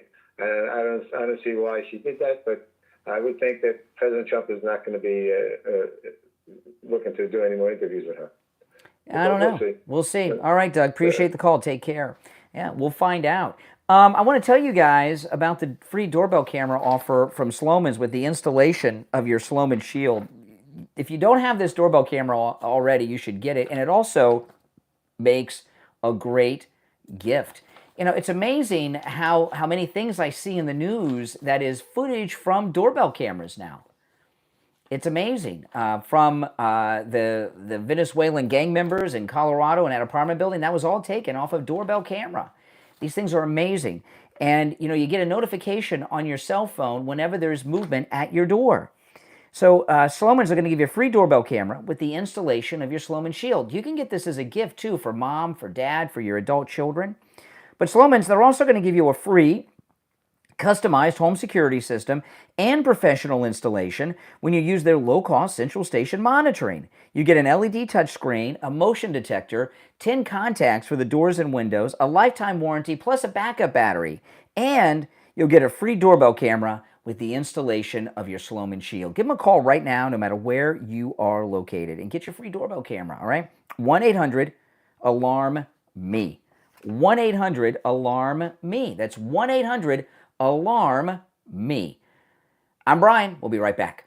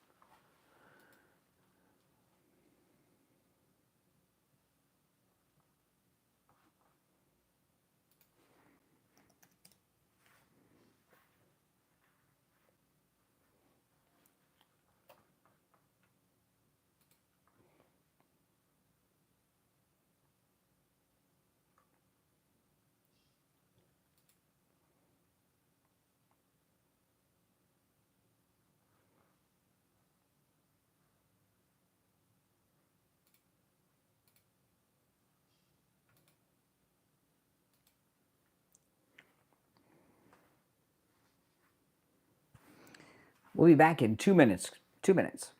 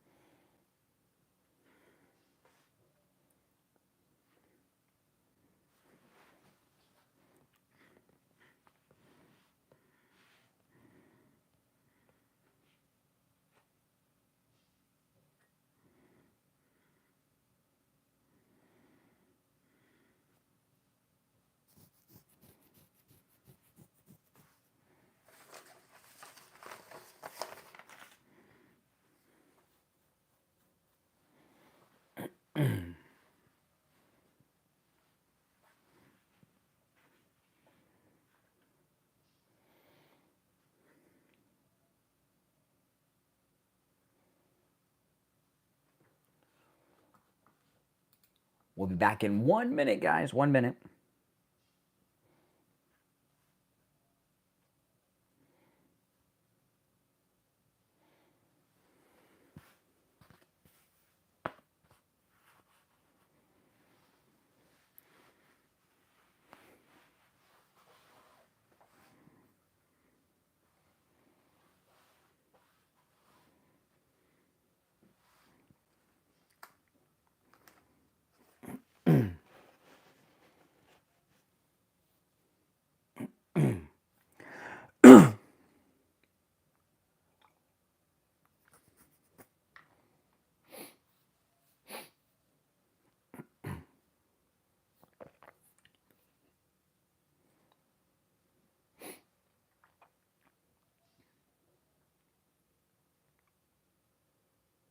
Welcome back, everyone. My name is Brian Craig. We have passed the halfway mark of today's program. This is the Steve Kane Show, Florida's longest-running radio show. Okay, got a lot of news I haven't covered yet that I want to touch on, but I got a personal thank you to Elon Musk. Elon got me my Twitter back. You know, my Twitter X that I've had for many years, Brian Craig Show on X, was hacked and hijacked. and I got it back yesterday afternoon. So I thought it was gone forever. And if you got any DMs from me on X in the last 2 or 3 weeks, those were not from me. Okay, I apologize for that. They were DMing people as me to book them on the radio show and other things. I was going through some of the DMs last night. I couldn't believe, but I got my X back. Thank you, Elon Musk. Brian Craig Show on X. You know, I was glad to get it back. I started a new X, which I have, so I've got 2 now. So I'll keep both of them. But I really had kissed it off. I thought it was gone forever, and I was glad to get it back because I have a lot of very famous celebrities that follow me on that account and have for many years. And luckily, none of them got DM'd. They didn't get to them yet, but it was nice to get it back because it really felt like a violation, like a identity theft, and it happened just like that. And I know when and how it happened, and and I know who did it, and everything has been rectified. So my old X is back, Brian Craig Show. But those of you that got DMs in the last, I guess it was the end of last month, so almost a month. So it was 3 weeks. That was not me, okay, asking you to be a guest on the program. It was pretty strange. Okay, I want to get to some issues, though. Strange that Tim Walz I was talking about this yesterday. Tim Walz was on Newsom's podcast day before yesterday, and it's been trending on X for 2 days. It's the #1 trend right now on X is Tim Walz, and he thinks he's running for president. And Bruce Jenner, he commented yesterday, Caitlyn Jenner said, I'm more masculine than Tim Walz. I thought that was very funny. More manly than Tim Walz, one or the other. Very true, very funny. But there's a big news story came out of his state. Listen to this. We're getting some justice here. Amy Bach, the mastermind behind Feeding Our Future, has been found guilty on all counts. She had an NGO that stole over $250 million from taxpayers. This is the largest pandemic fraud scheme in the country, all made possible by the incompetence of Governor Tim Walz's administration in Minnesota. And here you have Tim Walz with the largest pandemic fraud case, just boom, because of his administration, and he's out there running for president. And I know that conviction could not have come down at a better time. Now this. I was watching it was Outnumbered yesterday or the day before. I had Outnumbered on in the background on Fox yesterday or the day before, and one of the women on Outnumbered said something that was so true. You know this Hamas Iranian terrorist spokesperson that they arrested in New York the other day? What's his name? Mahmoud. And one of the women on Outnumbered said, would you be surprised if the left had a parade in his honor in New York City? And you know what? No, I wouldn't. And if they hear about that, maybe they'll, that's a great idea. Well, there's been another arrest. Listen to this is so good, so beautiful, and so perfect. A Georgetown professor has been arrested over Hamas connections, and yeah, that's right. So they've arrested another one in a very high-profile arrest. You know, this country has been taken over by incredibly radical Islamic terrorist activists who are spies, and the one of the greatest things we have in this country is the American love of diversity. We are the most diverse country in the world, and it's a great strength in this country. But the enemies use that, they consider that a weakness, and they use that against us. And they have infiltrated our country, mostly it seems in very key positions in academia, that are people that are working for Iran, trying to bring down this country. And we have 2 high-profile arrests now, this Georgetown professor and Mahmoud. These are 2 high-ranking ones. And I saw a story yesterday that one of these Islamic spies self-deported this week through Canada because they were afraid they were going to get arrested. It was a lady. So it's about time that we don't just suck it up and are supposed to get attacked by these organizers that are directly working for, they say Hamas, but they're working, as if that's not bad. It is bad to be with Hamas, but Hamas is Iran, and it is absolutely amazing. And this story is a very high-profile story about this Georgetown professor in all the major media today.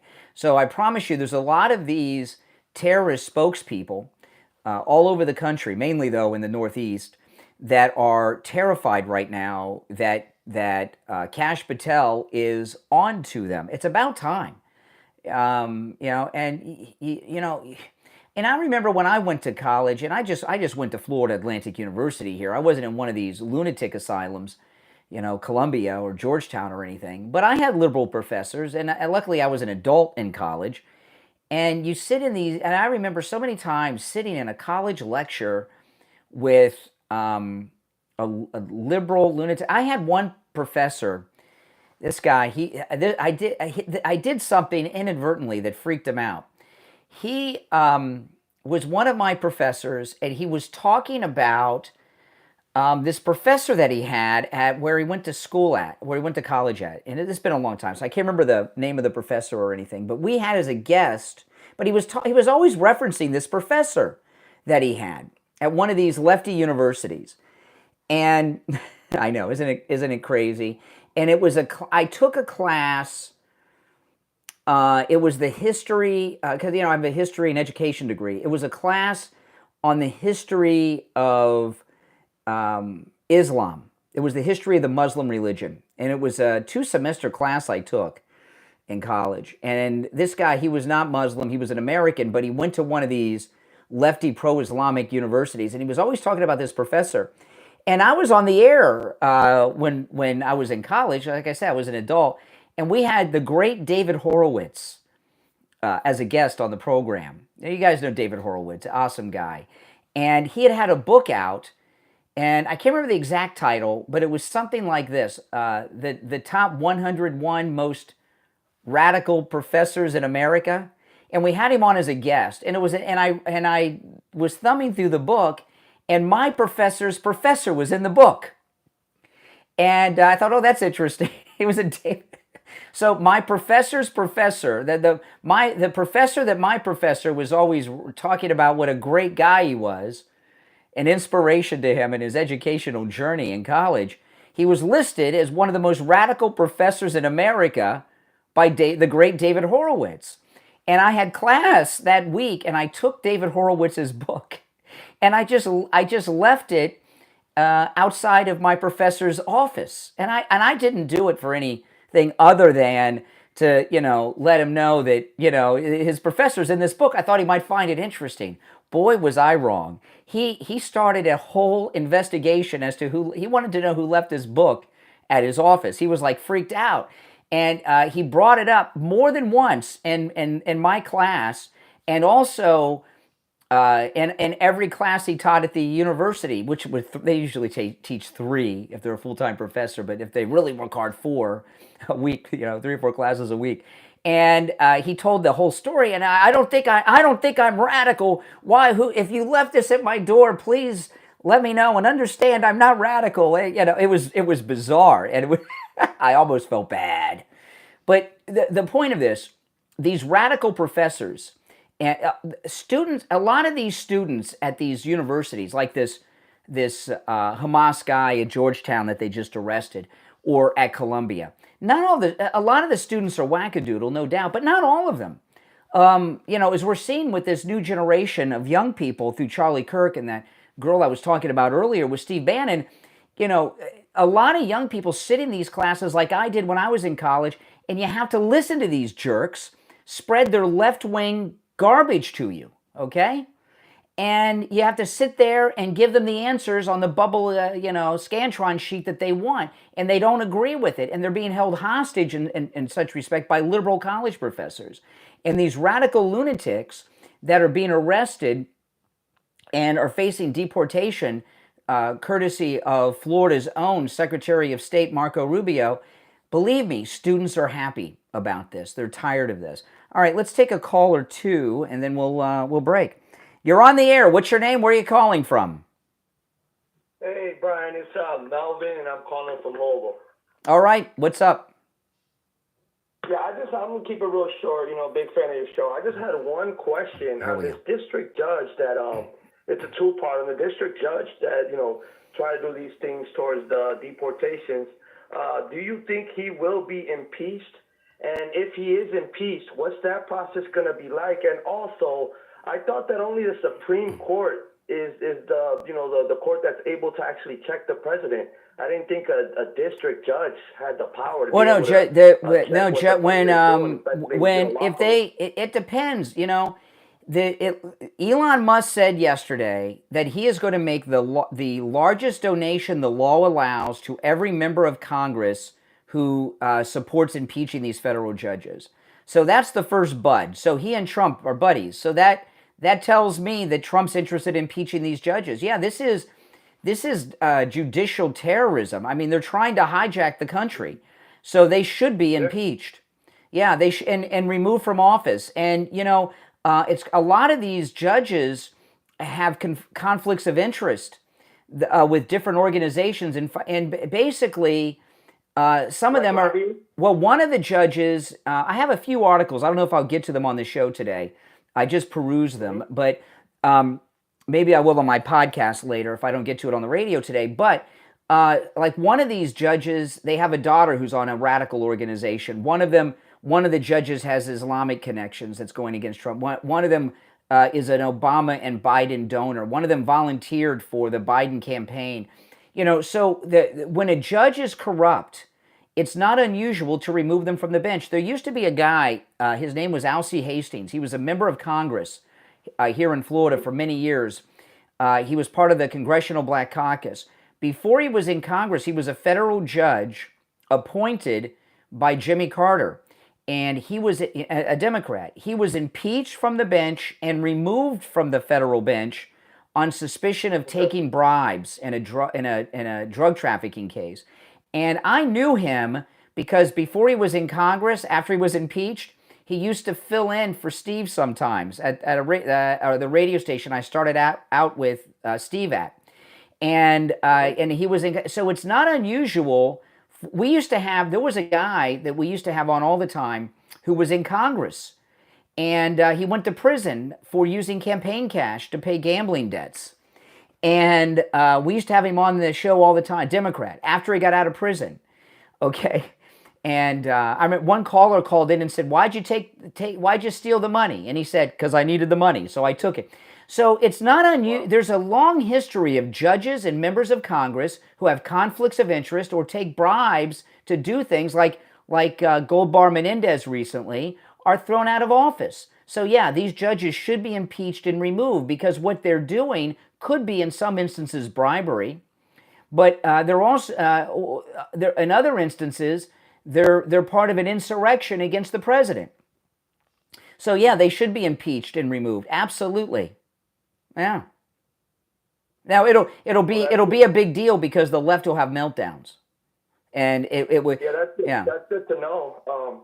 Because I know that when a judge is appointed, they're appointed for life unless they get promoted to a new seat. That doesn't mean they can go out and do crime. That doesn't mean they can do crime. And correct. If they get impeached, that's where they take away their power, their judicial power. Is that correct? You can go to prison, removed from the bench, and go to prison. Oh, so he could even maybe go to prison if they find him, a lot of corruption. And if they took a bribe, sure. If they took a bribe, absolutely, yeah. Sure. Well, I really love your show, Brian, and thank you so much for being honest, impartial, and just like. No, I'm not impartial. I support Trump always and always will. But I appreciate the comments. Thanks so much. Okay. All right. If you're on hold, hang in there. I'm Brian. It's the Steve Kane Show. We'll be right back.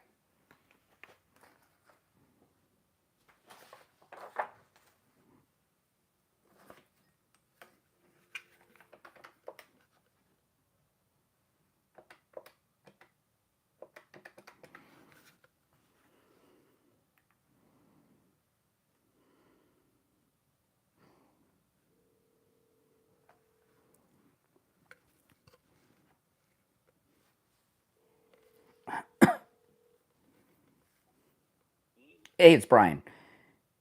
Hey, hold on.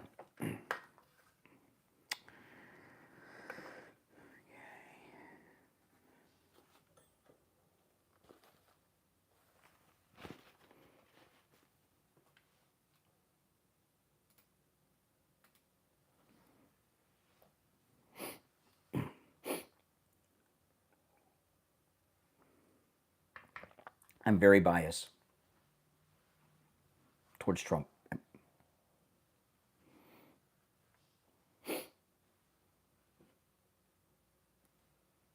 But I'm not a journalist.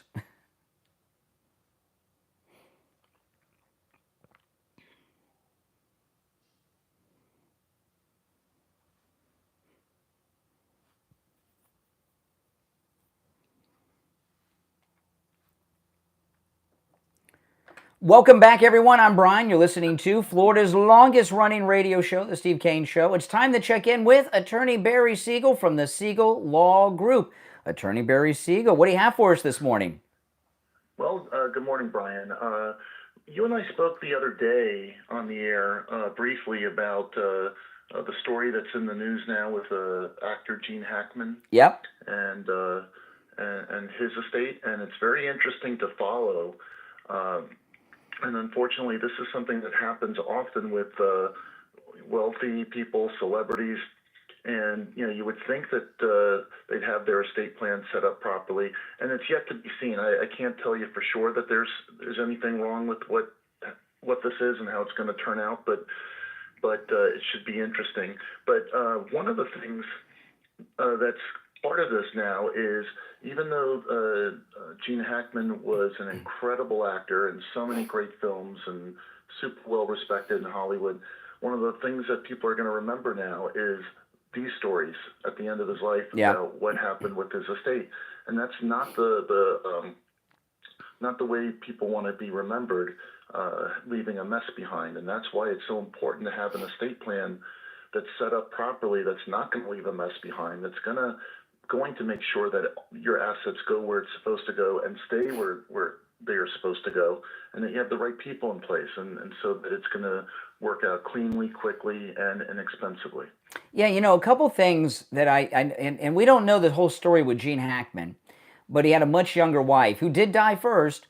But a lot of times people, they get older and they have a new spouse that's not the mother of their children, and because they're older and have some issues, they can take advantage and end up with everything. And without the bloodline planning, things could go to your stepmother or stepfather's family that you don't even know.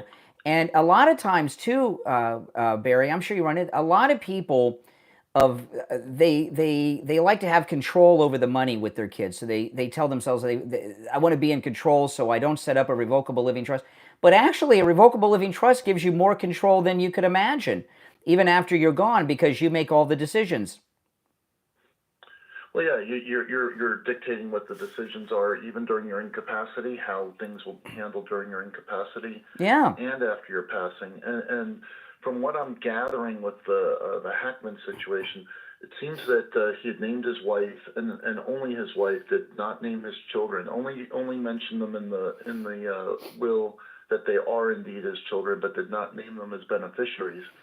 And so that, whether that was intentional or not, but what could end up happening potentially, that there's still a lot of facts to be discovered, but potentially, if given that the spouse predeceased, and there may be terms in there that may make this different, but it could end up being where it ultimately goes to the kids anyway, if the rules, and I don't know the rules of intestacy, I think they're in New Mexico, but typically it would end up going to the lineal descendants.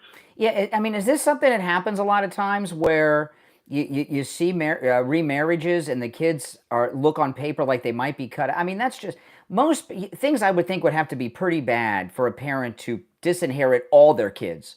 There might be a bad apple, but when they have multiple kids, and it's hard for me to believe many parents want to disinherit all their children on purpose. Yeah, I mean, from everything I've read so far, there wasn't much about his relationship, particularly with his kids, other than one interview where he said something along the lines of it's tough to be a child of a celebrity. That is true. That's true. Yeah. Well, listen, give Attorney Barry Siegel a call. And remember, it's a no-charge consultation with the Siegel Law Group if you mention you heard Attorney Barry Siegel on the program. And no matter where you are in the state of Florida, the Siegel Law Group can help. Here's their number, 855-FLA-3782. 855-FLA-3782, and online, SiegelLawGroup.com. All right, Attorney Barry Siegel, we'll finish out the week tomorrow. All right, perfect. Thank you, Brian. All right, take care. Since the last caller brought up the judges, Stephen Miller yesterday was on fire about the I love Stephen Miller. He out of everyone in the Trump administration, he's the one. You know, if President Trump talks, I stop whatever I'm doing. Okay? There's no doubt about that. But out of everyone else in his administration, the only one that I'll stop whatever I'm doing to hear what they have to say is Stephen Miller. He's the best, isn't he? Oh my goodness. He is the best spokesperson President Trump could ever have. He's very good, and I love him. And here is Stephen Miller talking about the judges.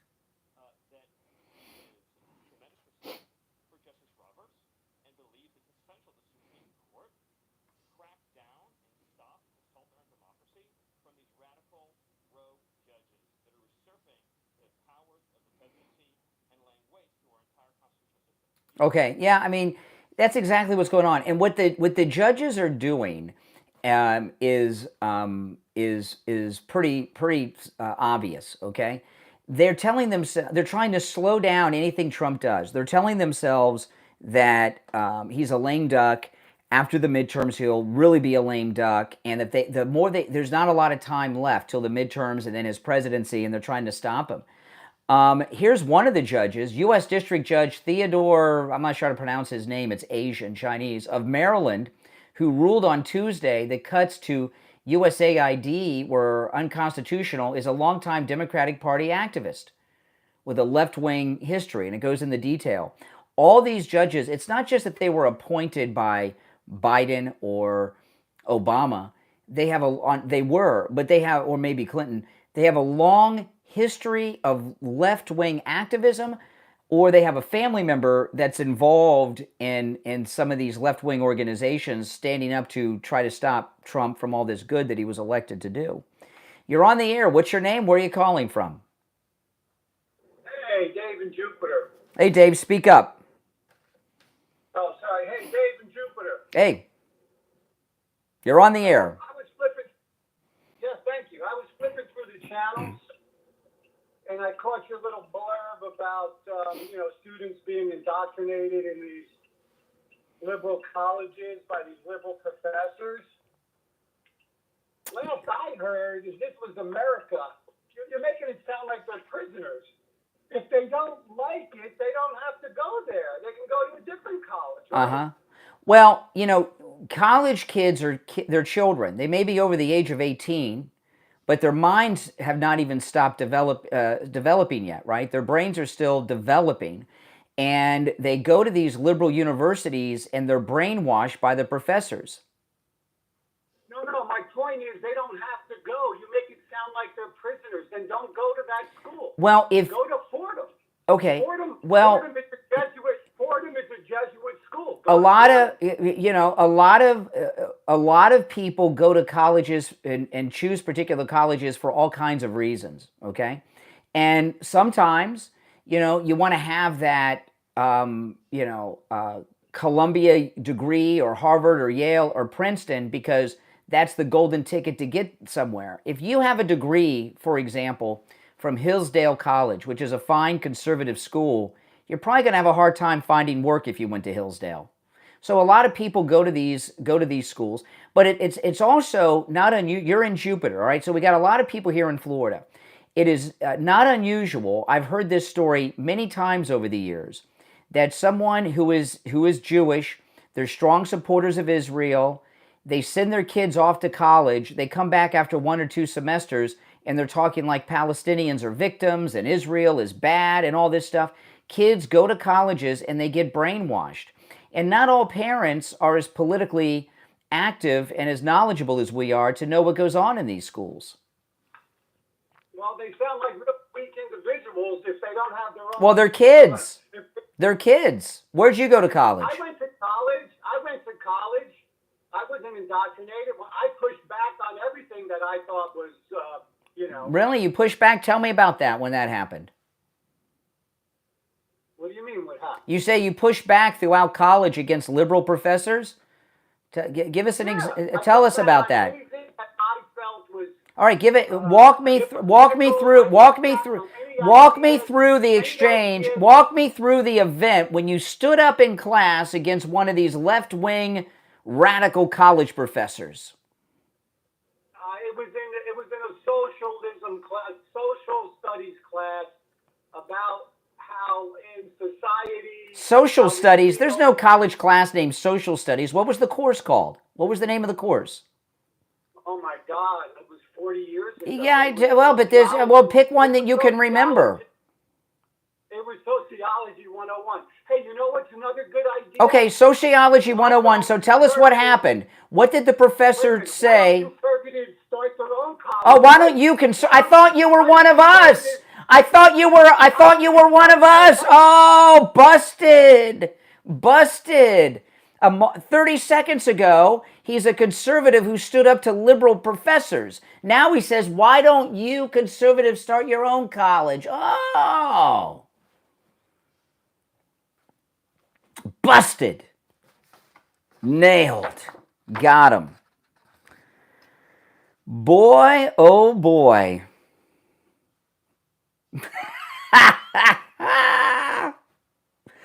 Oh my goodness. Got him good. That was like, I was like Tom Cruise with Jack Nicholson on the stand and A Few Good Men with that one. He admitted, it was like Perry Mason. He confessed to something that he had no intention on confessing. If you're on hold, hang in there. 2 hours down, 1 to go. My name is Brian Craig. This is the Steve Kane Radio Show, Florida's longest running radio show. On the radio since 1977, celebrating 48 years on the radio. See, that's why they should have had me replaced Bongino. Examples like that. You think the Vince show in place of Bongino could do that? 1-888-465-2631 is our toll-free number. We'll be back right after our top of the hour break.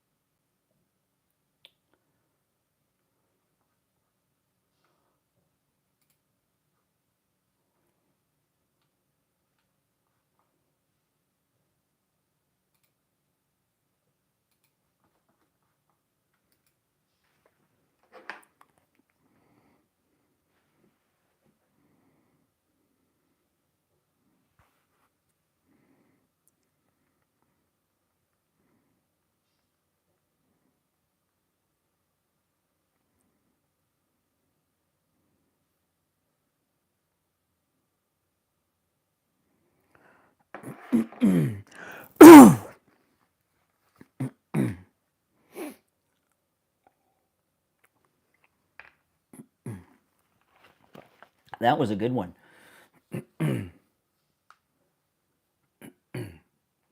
That guy choked, as President Trump would say, under the pressure. We'll be back in 2 minutes, guys. Social studies in college. Sociology 101. Oh, yes.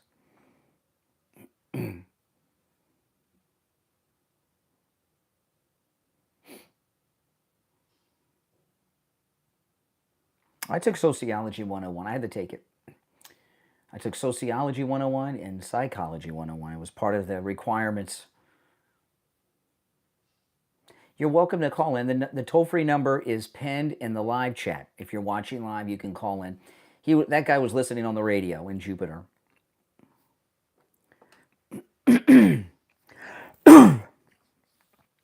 90 seconds.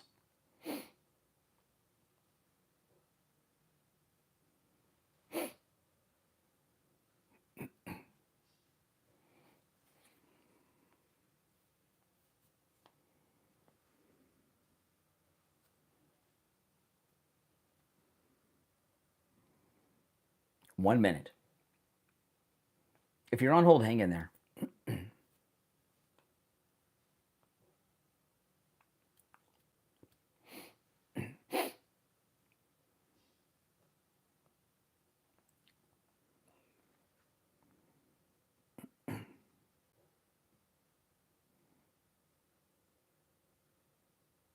Oh, I knew as soon as I took the call he was a liberal. I got a good ear for that.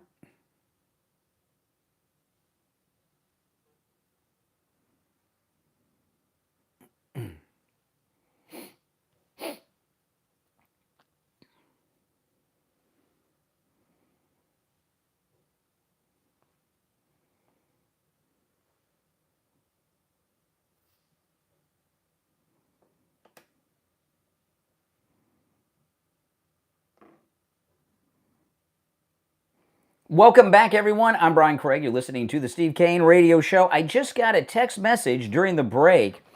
I have an appointment at 10:45 over the phone, a phone appointment with Coastal Weight Loss Secret.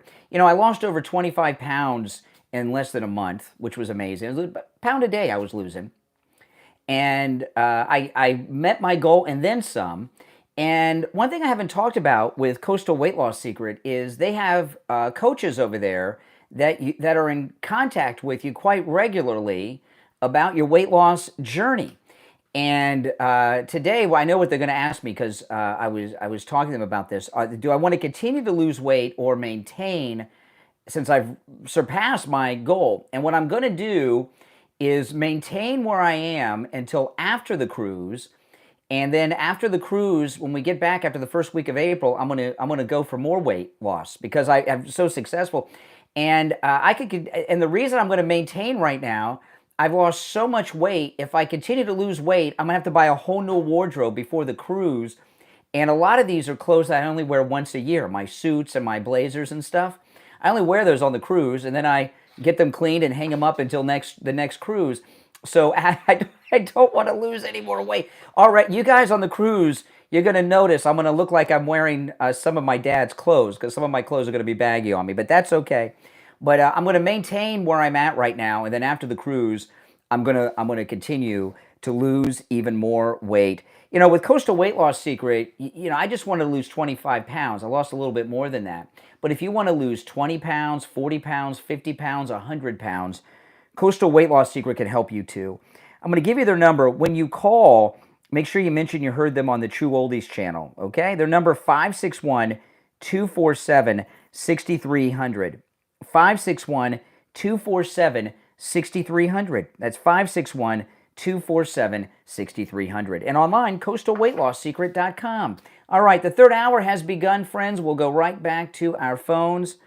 You're on the air. What's your name? Where are you calling from? You're on the air. What's your name? Where are you calling from? My name is Scott. Are you hearing me? Yes, Scott. Yeah. I'll just give you my college woke experience, and it's nothing really. My college, my alma mater now, University of Arkansas Fayetteville, is very woke. OMG. But in my final semester, it was the fall of '86. After that, I was done. My girlfriend, who was a journalism major, had a student press pass, wanted me to go to the Women's Month meeting. And I got to watch Hillary give a speech. Oh. And it was all about the ERA and abortion and such and such. And I looked at her and I listened to her. It's the first time I'd ever seen her. I saw Bill Clinton one time at a 12K run in front of the Capitol building in Little Rock. I saw him then, and that was it. Yeah. But this was the first time to ever see Hillary. This was about 10 years later. And I thought to myself, my gosh, what a strong personality. She seems like she's from somewhere around Chicago. I just read her accent. Yeah. I thought to myself, she's going to be a senator from Arkansas.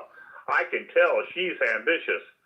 Oh, boy, did I get that one wrong. Well, you're right. She is from Chicago. She was from Chicago.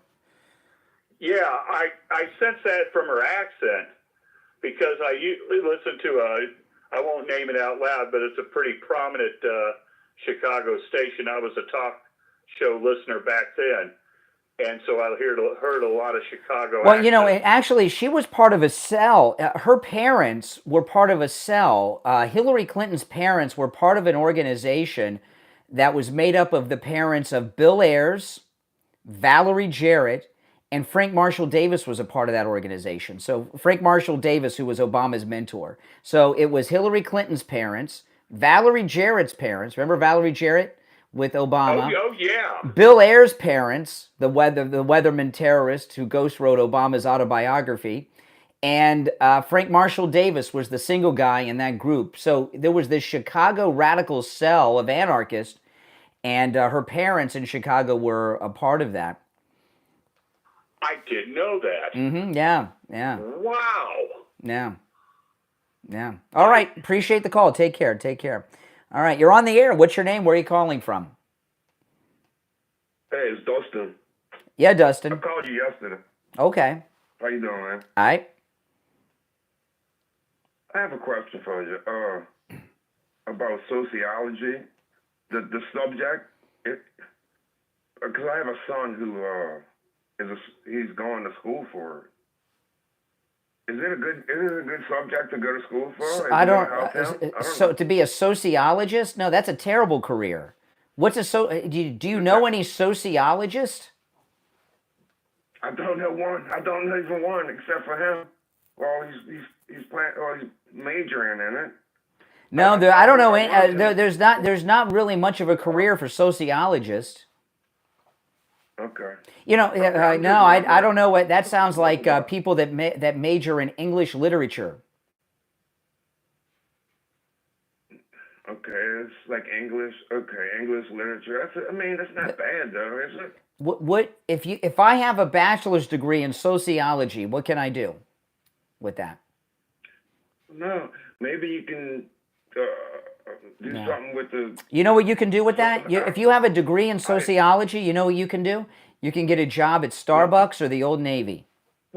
That's about it. I asked him the same thing. I was like, "What can you do with this? Can you be a teacher? I don't know what you can do with this." He could probably become a teacher. Yes, a school teacher. Right, and then it's going to just be another teacher. Yeah. No, that's a terrible major. I wanted to do it's not even an education degree. So he could probably get a job as a teacher, but he won't have that's a waste of time. I hope you're not paying for that. I hope he's paying his own way. Well, he's a cook now. He's cooking. He's working as a cook now. Yeah, well, he better get used to that. As with a sociology degree is worth nothing. You know, college degrees. I worked very hard to go to college. Okay, my parents didn't go to college, and I was very excited to go, and I got my degree, and it's in a filing cabinet somewhere in a closet. I don't even have it on the wall. You know, it's like you work so hard for these things, and you know what do they mean? You know what I mean? But get a real major where he can get a job. I appreciate it. You know, this thing about the liberal colleges and the professors. See, part of this, and this is a problem we have as conservatives. We put an emphasis on private industry, profession, you know, and liberals put a focus on education. So we really need to do a mass recruitment with these young up-and-coming conservatives through Turning Point USA to become school teachers and college professors. Academia has been taken over by leftists because we don't encourage young people to be. Even I was discouraging his son from becoming a school teacher. I went to college to be a social studies history teacher. I don't do that. You know what I mean? So we got to encourage people to become teachers more that are conservative. And that's how we would take back our universities and public schools. You're on the air. What's your name? Where are you coming from? Or calling from? Where are you coming from? I guess This give me is the same. Junior from Martin County. Junior from MAGA, Martin County. What's up? Hey, last week you had Scott on the radio from Cut My Kilowatts.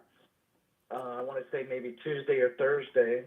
I texted him right after he got off the air, and I wanted to do the radiant barrier in my home. Well, and they can't call in about the sponsors on the. I will call Scott and ask him about that on my own. All right. Oh my goodness, these people. I'll talk to Scott about that. Now, if you're on hold, hang in there. Our number 1-888-465-2631. 888-465-2630. You know, the thing is with the totally screenless, unvetted calls, every once in a while you get that in.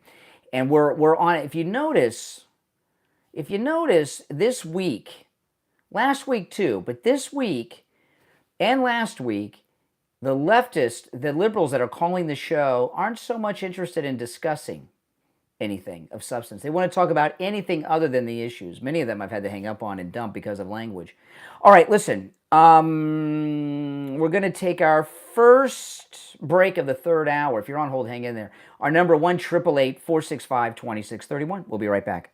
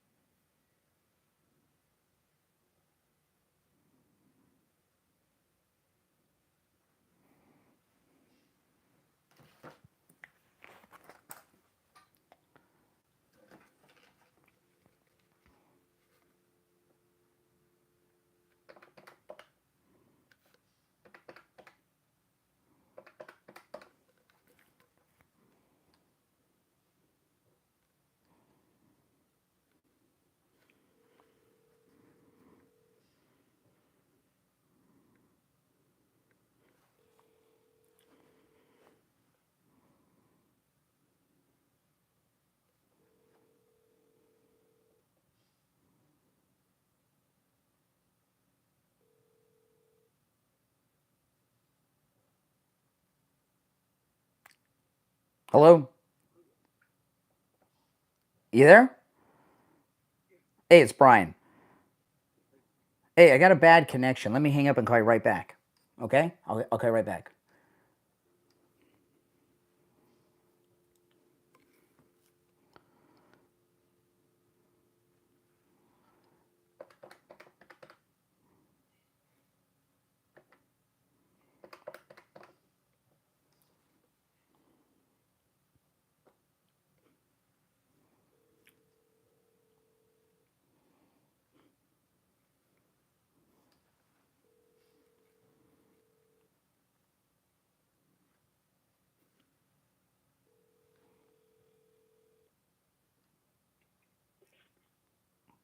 Yeah, that's better. Yeah, I can hear you now. Okay, we got about 50 seconds. Do you cover Martin County? Okay, a guy called me just a minute ago from Martin County. Okay, you do. Okay, hold on.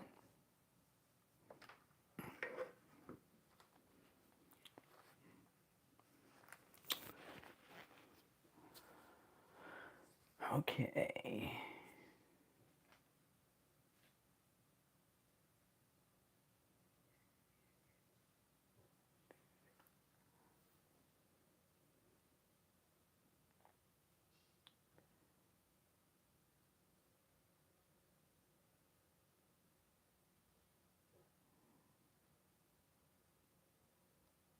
We are back. I'm Brian. You're listening to Florida's longest running radio show, The Steve Kane Show, on the radio since 1977, celebrating 48 years on the radio. And on the line, Scott from Cut My Kilowatts. Hey, Scott, good morning. Hey, good morning, Brian. Hey there. I was just asking you during the break about your coverage area because you cover. I was asking if you cover Martin County, which you do. Yes, sir. Awesome. All right, what do you have for us today? Well, still doing what I do, which is radiant barrier, ductwork, and insulation. Anything up in the attic, we can clean your attic out too if you need it cleaned out. Well, with the radiant barrier, I remember you've been with us for 15 years on the program, and the best way to explain radiant barrier, in my view, is it's like putting a shade tree over your house. And right now the weather's all right, but during that hot, humid time during the summer, the attic gets hot. The air conditioner is running 24 hours a day, and it never quite cools your house off. But with the radiant barrier, that's not the case. And how much does the radiant barrier lower the average house temperature? If you do radiant barrier by itself, 20 to 30%. If you do it along with a fresh application of insulation, you usually can pick up another 10%, so like 30 to 40% when you do them together. Yeah. It's kind of a 1-2 punch. That's what you really need to do. Mm-hmm. Yeah, and it does work. I've talked to many listeners and friends of mine who have had the radiant barrier installed in their home by Scott from Cut My Kilowatts. And it's the gift that keeps on giving all year round, no matter how long you live in your home, because once it's in, it's in. And, during those hot summer months here in Florida, it can be pretty unbearable. And most people have at least one room, if not two rooms, that are what I call the hot rooms. But it's a great benefit, Scott, to those that have a second story. I know a lot of people that have two-story homes that have two air conditioning units, and the electric bill must be through the roof. But radiant barrier can really help those of you that have two-story homes as well. Well, let me, now are there some specials that are going on this month? Can you tell people about them, Scott? Basically, right now, you're getting the radiant barrier for 39 cents off of its normal install price, so you're like at $1. That's the prices that I had. Actually, it's cheaper than when I first started with you 15 years ago because we've gotten much more efficient at putting it in. I designed a 26-inch roll, so it fits perfect. They used to only have 48-inch rolls. You cut them in half. They didn't fit right. It was just an extra couple inches. Yeah. So, well, listen, guys, give Scott a Cut My Kilowatts call. You can also text. You can call or text. He'll call you right back. His number, 954-939-1500. 954-939-1500. All right, Scott, we'll talk tomorrow. Sure, and radiant barrier is like the biggest game changer you can do. Everyone that does it says it's the best thing they ever did to their house. Sure is. Absolutely. All right, Scott, take care. Thank you. All right, take care. Now, I wanted, by the way, if you're on hold, hang in there. I got a couple of stories that I want to get to. One of them is Conor McGregor, who was at the White House this week, and I was really caught off guard by this because I don't follow Ireland too much, okay? And who does? But I guess he's the president, not the prime minister. But the leader of Ireland was visiting the president, Donald Trump, last week, and he seemed like a nice guy, great guy. And we come to find that Ireland is being overrun like the rest of Europe, and they're losing everything. They're losing their culture, they're losing their language. It's a small country with a small population. And Conor McGregor is not messing around. He's afraid of losing. And he yesterday said this. Listen to this. This was his message to the government of Ireland. He says, you have 12 days to present a clear plan of action on mass deportations. This is in Ireland. And border security. If you don't, my plan will be sent to you on White House paper and it's over for you. So what Conor McGregor is talking about doing is becoming the president of Ireland, or prime minister, whichever one they have. And, they're a tiny country with a tiny population that is being overrun by like mad. I've seen some videos online of the schools in Ireland, and it doesn't look like there's many Irish there. It's really been overrun through this EU uncontrolled, undocumented immigration that we've seen in so many of the other countries, and they're on the verge of losing it. And Conor McGregor, who's only in his 30s, I thought he was much older. I guess boxing and kickboxing and all that ages you, but I thought he was much older. But he knows that Ireland could fall like that because of how small the population is. I mean, look, we in so many ways we've lost New York City. It seems, right? We're barely holding on to New York City, and Ireland's got a population of the whole country less than that of New York City, right? So. This is a big move. Now, a caller called in earlier about the judges. And I was talking about the different conflicts with these judges that are working to stop President Trump. And here's another one. I shared a couple of the judges earlier in the show, but here's another one. Listen to this. A federal judge who blocked President Trump from implementing an executive order banning transgender troops from serving in the military has a long history of activism in the Democrat Party, including volunteering for Joe Biden and donating tens of thousands of dollars to Democrat campaigns. U.S. District Judge Anna Reyes, a Biden appointee who was the first openly gay federal judge in D.C., acknowledged in her Senate questionnaire during her confirmation that she volunteered for Biden's 2020 presidential campaign. She provided legal assistance to the Biden campaign, and she's donated tens of thousands of dollars to the Democrats, and she's one of the judges. This is, I think a lot of times people have gotten used to accepting this idea of activist judges. And that's not something we should accept. And it's something that's not being accepted. And when Elon Musk said yesterday he's going to donate as much money as federal election laws allow to congressmen who support the impeachment of these out-of-control radical judges, calling them an activist judges, it just doesn't quite do it. These are criminal judges that are part of an insurrection against the United States. And people say, oh, activist judges, like that's okay. It is not okay. And impeaching them and removing them is necessary. And I'm waiting to get some announcements from Pam Bondi about the investigation of this Judge Mershon and his daughter, because Kash Patel was talking a lot about how that needs to be looked at. And I haven't heard anything about it, but I'm sure they're on the case. You're on the air. What's your name? Where are you calling from? Yeah, good morning to you. Hey, Richie. A little later today for me. Oh, okay. I listened to this what you just said about Ireland. You just have to look at. I mean, it's all in Europe, Brian. I mean, people don't want to say it.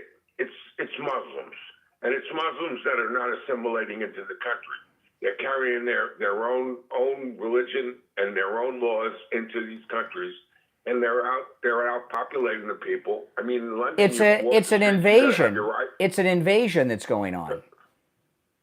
Oh yeah, you have to, but it's dangerous. I mean, they stabbing people in London and in England. They're stabbing people on the streets on a regular basis.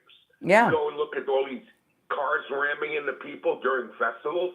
I mean, this is not isolated. England is gone. It cannot be saved. It's been totally assimilated into the Muslim world, and it's gone. It's Saudi Arabia now. Have you seen France lately? Yeah, well, France has been that way for years. I mean, we've seen it going on in France for 20 years. But Ireland is there's only like 9 million people in Ireland or something, right? I mean, we have more Irish here than they have in Ireland. It doesn't take much to take over a country that small. No, you're right. If you look at France, you just have to go. I remember when Periscope used to be, and I used to go on Periscope, and you go to France, and I have to tell you, 90% were actually black. It looked like Nigeria. Yes. I mean, literally, there's no French people in There's Paris. no. Yeah, that's correct. I mean, That's true. It's just all over. Well, and that's what's going on in Ireland. You know, Ireland is a small country with a small population, but there hasn't been a lot of immigration in the past there, right? Everybody's got red hair and everything else. But they've been so overtaken by Muslims through this EU open border, no passport needed, and Ireland, that they're going to lose. They're going to lose their whole culture. I mean, it's going to be gone. Well, you know what it's affecting? It's affecting all these countries that the politicians are afraid to open their mouth because they won't get voted in, because these people have taken over their elections. This is a perfect example of what President Trump is trying to stop here. They've taken over the elections where a politician won't. I mean, they're anti-Israel.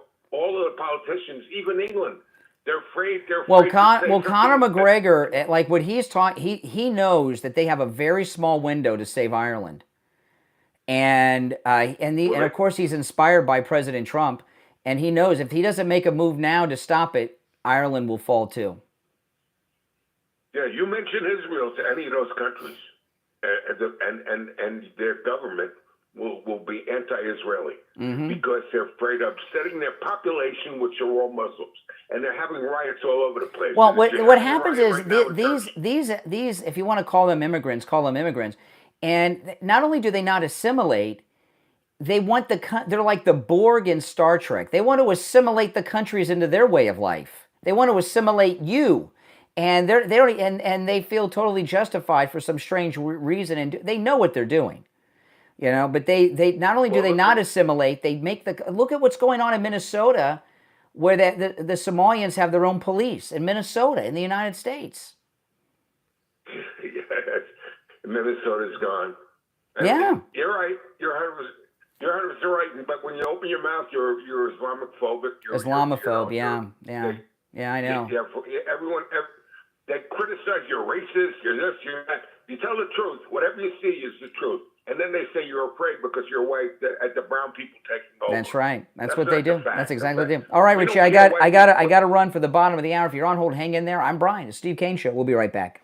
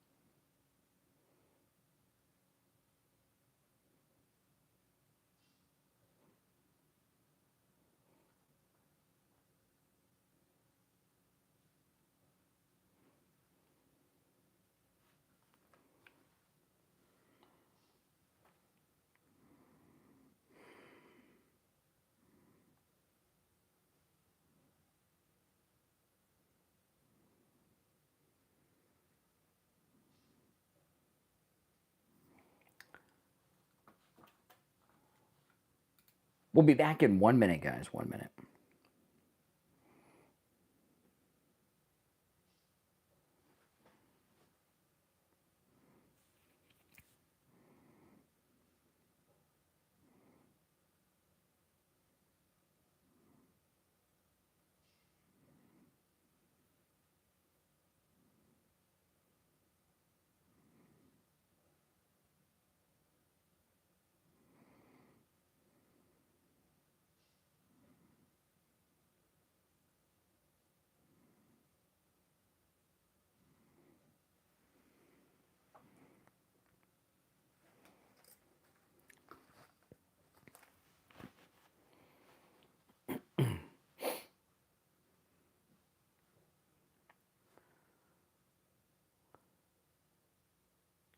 Welcome back, everyone. I'm Brian. You're listening to the Steve Kane Radio Show, Florida's longest running radio show. We've covered a lot today. If you're on hold, hang in there. And if you'd like to call in about anything I brought up so far, you're certainly welcome at 1-888-465-2631. You know, there was these JFK files. There's more and more stuff starting to come out about them. I was just reading an article this morning. Paulina Luna, she said that one of the there's some records in there that say that he knew that President Kennedy knew the CIA was plotting to take him out before it happened, and that he had reached out to Russian agents for help against the CIA. And I believe there's a document that may say something like that. I'm not so sure how exactly true that is. I believe he knew they were coming after him, but reaching out to Russia in '63, I don't know about that. But that very well may have been one of the things they used to justify doing what they did to Kennedy, the deep state.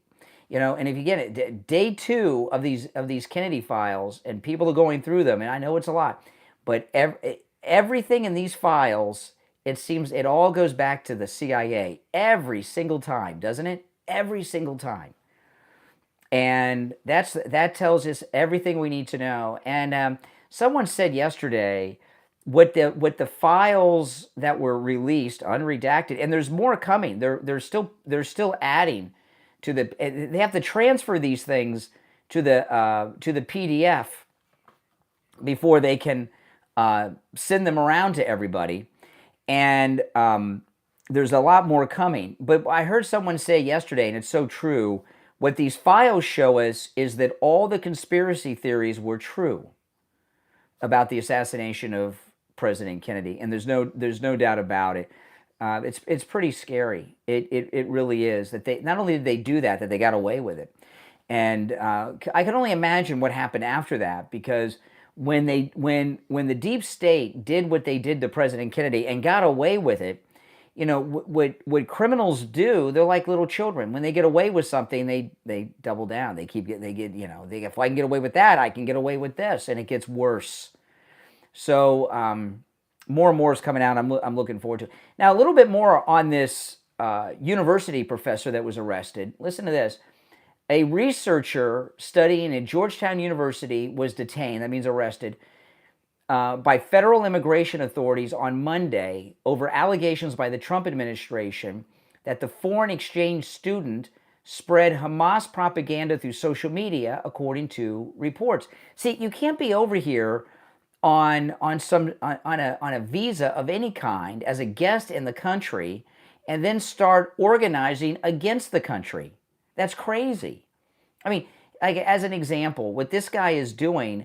This would be like having someone here on a student visa in 1940 who was organizing in favor, before we were in the war, organizing in favor of Germany over Japan. You can't deport someone like that? You know, or over England, I mean. It makes no sense at all. Since when can you have people in this country on student visas organizing in favor of our enemies or the enemies of our allies? I can't even pronounce his name, okay? He's an Indian national in the United States on a student visa. He was arrested at his home in Virginia by masked agents from the Department of Homeland Security. His lawyer alleges in a lawsuit obtained by CBS News and Politico getting that USAID, or they used to get that USAID money. And, you know, this thing about wearing masks, I'm not 100% sure what that's about, but I saw that video yesterday of the Venezuelan gang members videotaping the ICE agents that were arresting them, the ones that had to break the windows of the car. So they probably have to protect their identities so that they're not doxxed. They probably don't wear name tags either. You know, I was talking to a police officer once, a while back, and he was telling me, you know, as a police officer, he says, you know, I'm arresting these guys. They're terrible people, and my name's on my uniform. You know what I mean? And I live here in the community. Yeah, it's, you know, that's what it is. He teaches, and he's a student at Georgetown University. He is working on a postdoctoral. He's a postdoctoral associate. He married a U.S. citizen. See, he figures that's his anchor, like that Mahmoud guy that was working for Hamas in Iran at Columbia. He's married to an American citizen, so he figures that's their anchor. If they're married to an American citizen, they can organize for the terrorist. Well, it just doesn't work that way. He was told by agents of Homeland Security that his student visa had been revoked. The Trump administration alleges that he actively was spreading Hamas propaganda, promoting anti-Semitism as well on social media, according to CBS. They say he had close connections to a senior advisor to Hamas. Well, that's terrorist, which Marco Rubio determined rendered him deportable under the Immigration and Nationality Act on March 15th. His lawyer filed a writ of habeas corpus in Virginia challenging the detention. You know, it's these guys that they're arresting and deporting. Now, maybe the Trump administration wants them to be high profile, but it seems to me they should handle them like they would do the terrorists when they would arrest them during, you know, in the post 9/11 era. You know, they arrest them, and before anyone knows they've been picked up, they're already at some black site somewhere. When they handle them like a normal arrest, the people around them, they call lawyers, and they seem to have high-priced lawyers, ACLU types, on speed dial.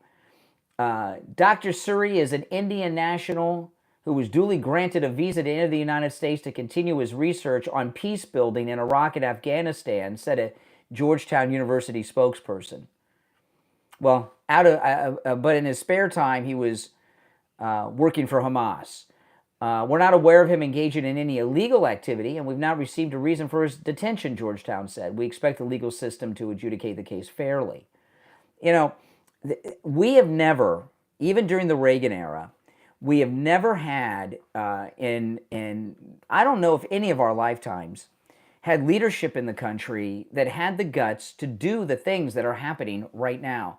This is why, you know, a guy called me and says, oh, you're impartial. I'm very biased towards President Trump, okay? I'm always going to support President Trump and everything that he and his team are doing. And there's a lot of people that call themselves conservatives that are, you know, losing patience. I was talking about this the other day with Bongino on the job. People are expecting some high-profile arrest. They have to do everything according to the letter of the law. You see, these people they're going after are so lawyered up, and they've got these federal judges. If they don't do everything by the exact letter of the law and cross every T and dot every I, it's not going to hold up. But they're sending a message. There was already one of these professors who self-deported that I know of, and there may be others. But I think they may want to do them high profile, because I think maybe the Trump administration wants people to see how our universities have been taken over by radical terrorist people. You know, this is what was going on during the Vietnam War protest. Then it was the Soviet Union. You know, and this takeover by the Islamics that we're seeing, Mahmoud, this Georgetown guy, this takeover by the Islamic is all after 9/11. And, you know, after 9/11, there was so much of this never forget talk. Well, it seems like everyone's forgotten, right? You know, this post 9/11 world, it's been so long, it's all been forgotten, and like everyone's doing do-overs now. You're on the air. What's your name? Where are you calling from? You're on the air. What's your name? Brett. Yeah, Brett. I'm calling from Royal Palm. I've been listening to you for about 30 years.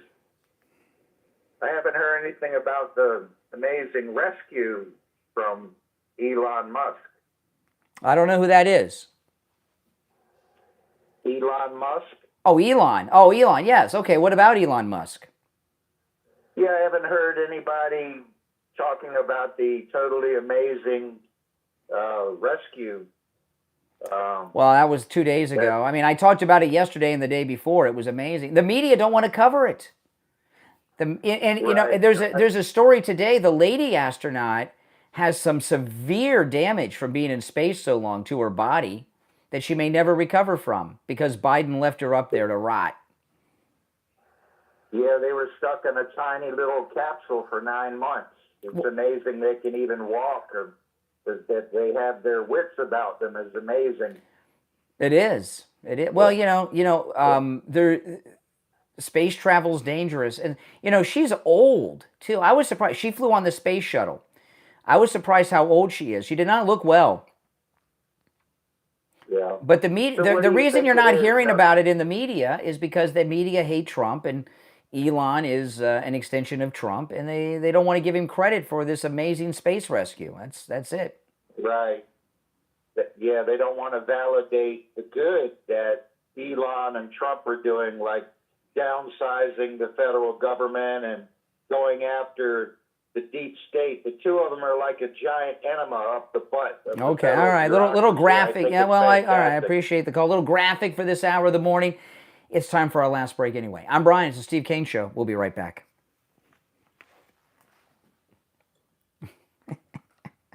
Sometimes I'll keep a caller on just a beat too long.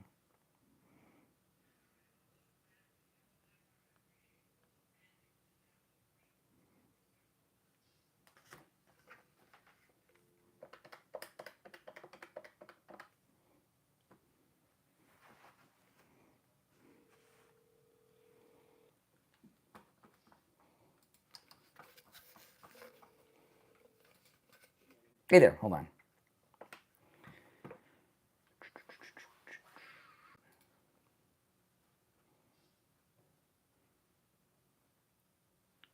Less than a minute, we'll be back.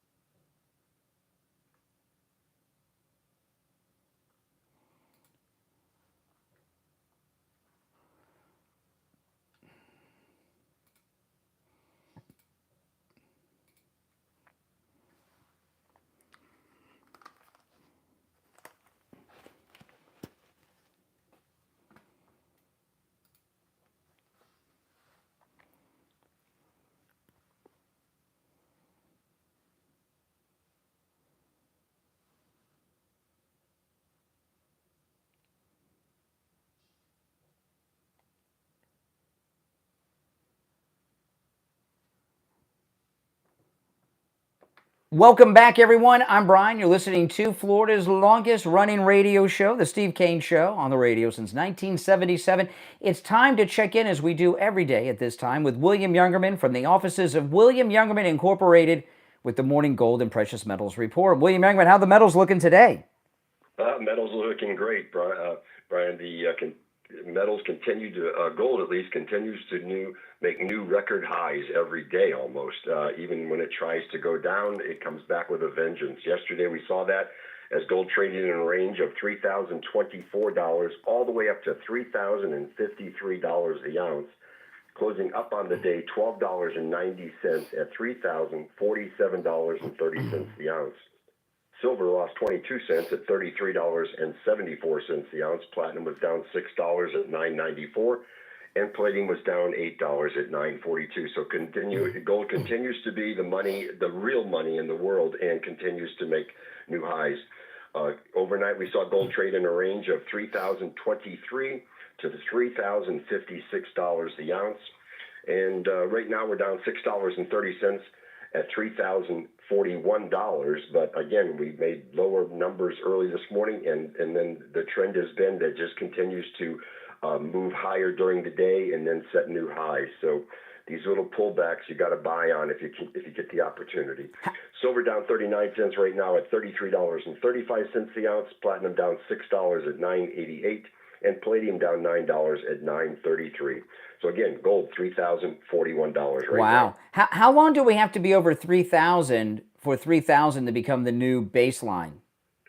We're pretty much right there. This is about the third day or fourth day of over 3,000. So I'm going to say that 3,000 is going to be at least a temporary strong base for gold. Wow, that's amazing. I still can't get used to that. When you call in with these numbers, it just blows my mind. Well, listen, guys, William Youngman opens up at 10 a.m. His location is in Boca at 150 East Palmetto Park Road, which is immediately east of US 1 Federal Highway on the south side of Palmetto Park Road on the first floor of the Bank of America building. And when you enter the building, William Youngman's shop is right across the hall, across the lobby from the bank lobby. You can also call him and do your transactions over the phone no matter where you're located in America or the world at 1-800-327-5010, 1-800-327-5010, and find both his phone number and address on his website, williamyoungerman.com. All right, William Youngerman, we'll finish out the week tomorrow. Okay, have a great day. All right, take care. All right, if you're on hold, hang in there. Our number is toll-free, 1-888-465-2631. I want to tell you, this George Floyd pardon petition is gaining steam. Tens of thousands have signed it. This is a trap, okay? This is a big trap. The first person I heard talk about this was Ben Shapiro. This is a trap of the Never-Trumpers to try to get MAGA people involved in the pardoning of George Floyd. And this story is all over the news today. It is a trap to try to bring blacks back to the Democrat Party for the midterm. If Trump pardoned George Floyd, he would still be in prison on murder charges from the state. Okay?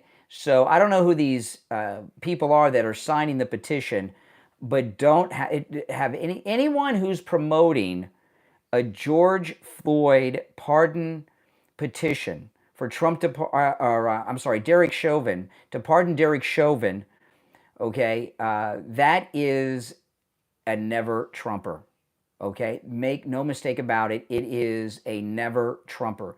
Derek Chauvin will be in prison forever with a pardon from President Trump because Chauvin is convicted of murder in the state court. So why would, even if Trump wanted him out of jail, he can't get him out. So why would you pardon him? Why would you push pardoning Derek Chauvin in the George Floyd case? Why would you do it? And I wouldn't be surprised if Never-Trumpers are behind this with Democrats, that the Never-Trumpers and the Democrats are working together on this because they know one of the things that brought President Trump to victory was such a high percentage of the black vote. Black Lives Matter has completely evaporated. They really don't even exist anymore. And if they can get MAGA people talking about pardoning Derek Chauvin, that they think that'll push some blacks back to the Democrats for the midterms. Here it is, tens of thousands signed petition for Derek Chauvin's pardon. It says here, to receive a pardon from President Trump, it's approximately 50,000 signatures. Now, I don't even know if these are real signatures. Ben Shapiro argues that Chauvin's conviction represents the defining achievement of the woke movement in American politics, citing the massive overt pressure on the jury to return a guilty verdict regardless of the evidence. Now, I'm not saying that Derek Chauvin should be in prison. I'm just saying that Trump can't get Derek Chauvin out in this Floyd case. And Ben Shapiro, I'm not exactly sure what Ben Shapiro's angle is here. He is a never-Trumper, so it could be to undermine President Trump. That wouldn't surprise me. But it's also just as likely that he's trying to go viral on something, and he picked a stupid thing to try to go viral on. But you got, a lot of times these never-Trumpers are, you got to be careful with the never-Trumpers. This is what I was talking about earlier in the show about Laura Ingraham last night, who was very disrespectful to President Trump in that interview. I played the clip a couple times in the first hour. I'm not going to play it again now. But you can go back and listen to that hour of the show and hear it, or you can see that clip on social media. a lot of the never Trumpers that are pretending to be MAGA, they're working an angle now to get back in the good graces of the Republican establishment because they think the Republican establishment is going to be back in power when Trump's second term is over. So this thing about a Derek Chauvin pardon, this way that Laura Ingraham behaved with President Trump on that interview, that's going to become more and more common from people because a lot of these people, they tell themselves, well, I was in this before Trump, and I'm going to be here after, so I need to make some new alliances. And I'm here to tell you that the Republican establishment has no juice in the Republican Party, even after Trump's second term. That's why President Trump has been appointing so many younger people. For the most part, I feel like Generation X has been skipped over. We have some, Sean Duffy and, Marco Rubio, but JD is a millennial, and he's doing that on purpose, President Trump, to leave a legacy behind so that these Republican establishment crooks can't get back in and take the party over again. So you have to be very, very careful. Now, I want to tell you guys about Coastal Weight Loss Secret. Oh, man. And I know a lot of you have called them and have started the program and everything. It is wonderful. I lost more weight than I set out to lose in less time, almost a month sooner than I had planned. I wanted to lose 25 pounds before the cruise, which leaves a week from Sunday, and I beat that a couple weeks ago. So that's awesome. And, I just wanted to lose 25 pounds. But sometimes people want to lose less. Sometimes people want to lose more. They want to lose 50. They want to lose 100. They can help you with that too with Coastal Weight Loss Secret. I'm eating foods that I like. I'm not eating any weird foods. I'm not taking any medications either, okay? And I'm certainly not doing any exercising. Oh, forget about that. Today, later this morning, I have a call with Coastal Weight Loss Secret. They have coaches over there that are in communication with you during the entire process to help you along, see how you're doing. And it's very helpful. Now, I'm going to give you their number. When you call, make sure you tell Coastal Weight Loss Secret you heard about them on the True Oldies channel. Here's the number: 561-247-6300. 561-247-6300. That's 561-247-6300. And online, coastalweightloss.com. Now, when you look at, the last caller about Elon Musk, this move that Elon made about donating the highest amount that the law allows to members of Congress that support the impeachment of these federal judges, that tells me that, because he's so close to Trump, that the impeachments of these judges are a real thing. This isn't just something that's being talked about. This is a real thing. Part of what President Trump is fighting against is this endless lawfare. And what these federal judges are doing is another version of the lawfare. And the impeachment of these judges, it very well may be the defining issue in the midterm elections. And I think this is going to be one of those times where you should not assume that the opposition is going to gain in the midterms. Impeaching these federal judges will work in our favor, especially when you see the connections that they have. You're on the air. What's your name? Where are you calling from? Hey, Brian. Good morning. JJ from Madison. Oh, hey, JJ. I was wondering if you saw the JFK release files. Did you see the letter to Senator Joe Biden from JFK Jr.? Yes, I did see that. Calling him a traitor. Yeah, that to me was. I didn't expect something like that, and all the things that have come out. I've read a lot of. I was thinking about this the other day when these files came out, and I saw that letter a couple days ago. I started to wonder.